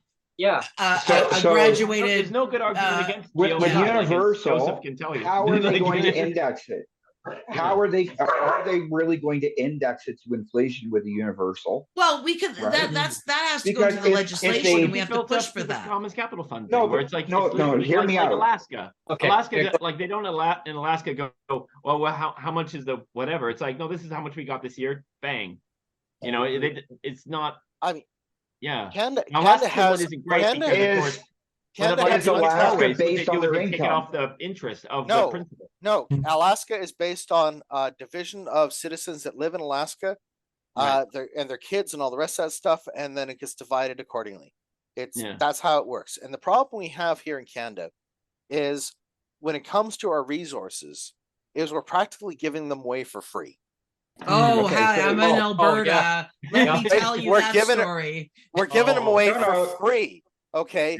And this is where we could be making the money to be able to go and partially pay for most of this. And this is where a lot of people go and sit here and argue, oh, that's more, it's going to raise the cost of living. Not really. The problem is we've got governments getting in the way. If we had a refinery in Alberta with the oil sands, the problems are solved. Now we've got a lot of it is we used to get our royalties, we used to get 35 cents on the dollar. And now we're getting like 5.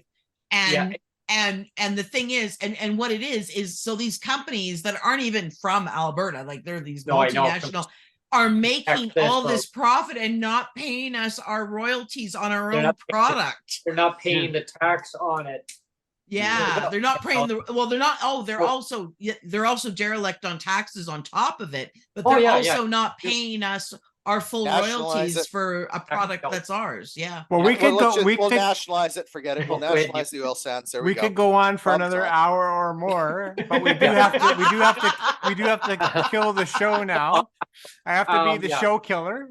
Oh, yeah. And we can do a special like each Monday. We'll do the round table, but we can do a special segment later in the week if that's fine. Like if you want to do as a catch up to where we left off on whatever day you guys whatever works good. Yeah. Well, for the last time on this show, for now, sign the derb.ca petitions, because they're both going to be done within the next week. That's true. Yeah. Right? That's true. Yeah.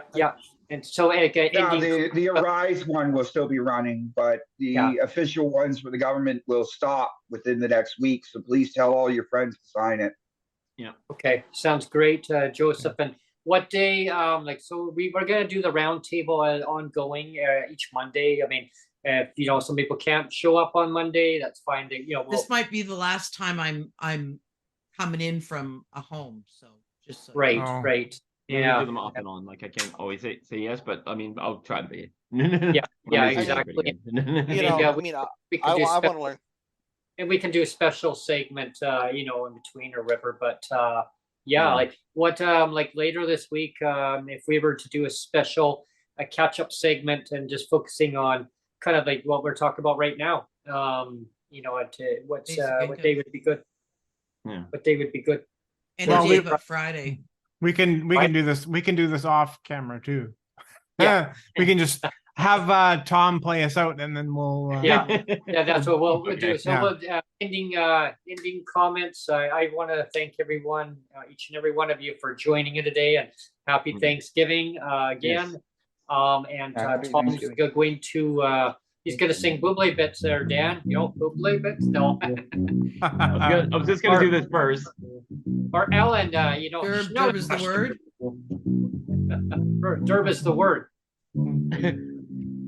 No, What- the what reason do I'm you playing wanna- this bass what is are you on a because bass? for Money. yeah. Basic income is not a panacea in the same way as this instrument right here. Yeah. It just sits underneath. It's a simple little thing, but it affects everything above me. Like when you play a bass line, it affects the chord structure above you, affects the rhythm of it, and all that stuff. So, you know, even though it isn't everything, it can affect everything. And that's it, you know. So all that for that simple little thing. But here's a completely silly song. I was trying to come up with something that was both Derb and Thanksgiving. This is where it gets I really think- entertaining, everyone. Yeah, I think You saw the turkey one, right? yeah, I think- oh yeah. Yeah. That's good. what Jake did is far superior to what I'm gonna do. But there we go. Oh, that's classic. Isn't it? Whoever Classic. watch the Jake video, it's awesome. Just, like, Definitely. You're doing with Jake. Yeah. well, it would have been nice if I could have some turkey. I know not everybody has got a turkey here too. Gotta think twice. Some people vegetarian, low fat, not vegan, but they gotta eat too. They don't get time off from lack of income. Time to get these numbers off the floor. Oh, when holidays come, it's just that much more weight. Needs to be some income and there needs to be more. So they gotta have Derb. They've gotta have Derb. And they gotta have Derb. They gotta have Derb. Oh yeah. Thanks for watching, everybody. Thanks everyone. All right. Thanks for tuning in today, and stay tuned Thank for you. our next upcoming episodes.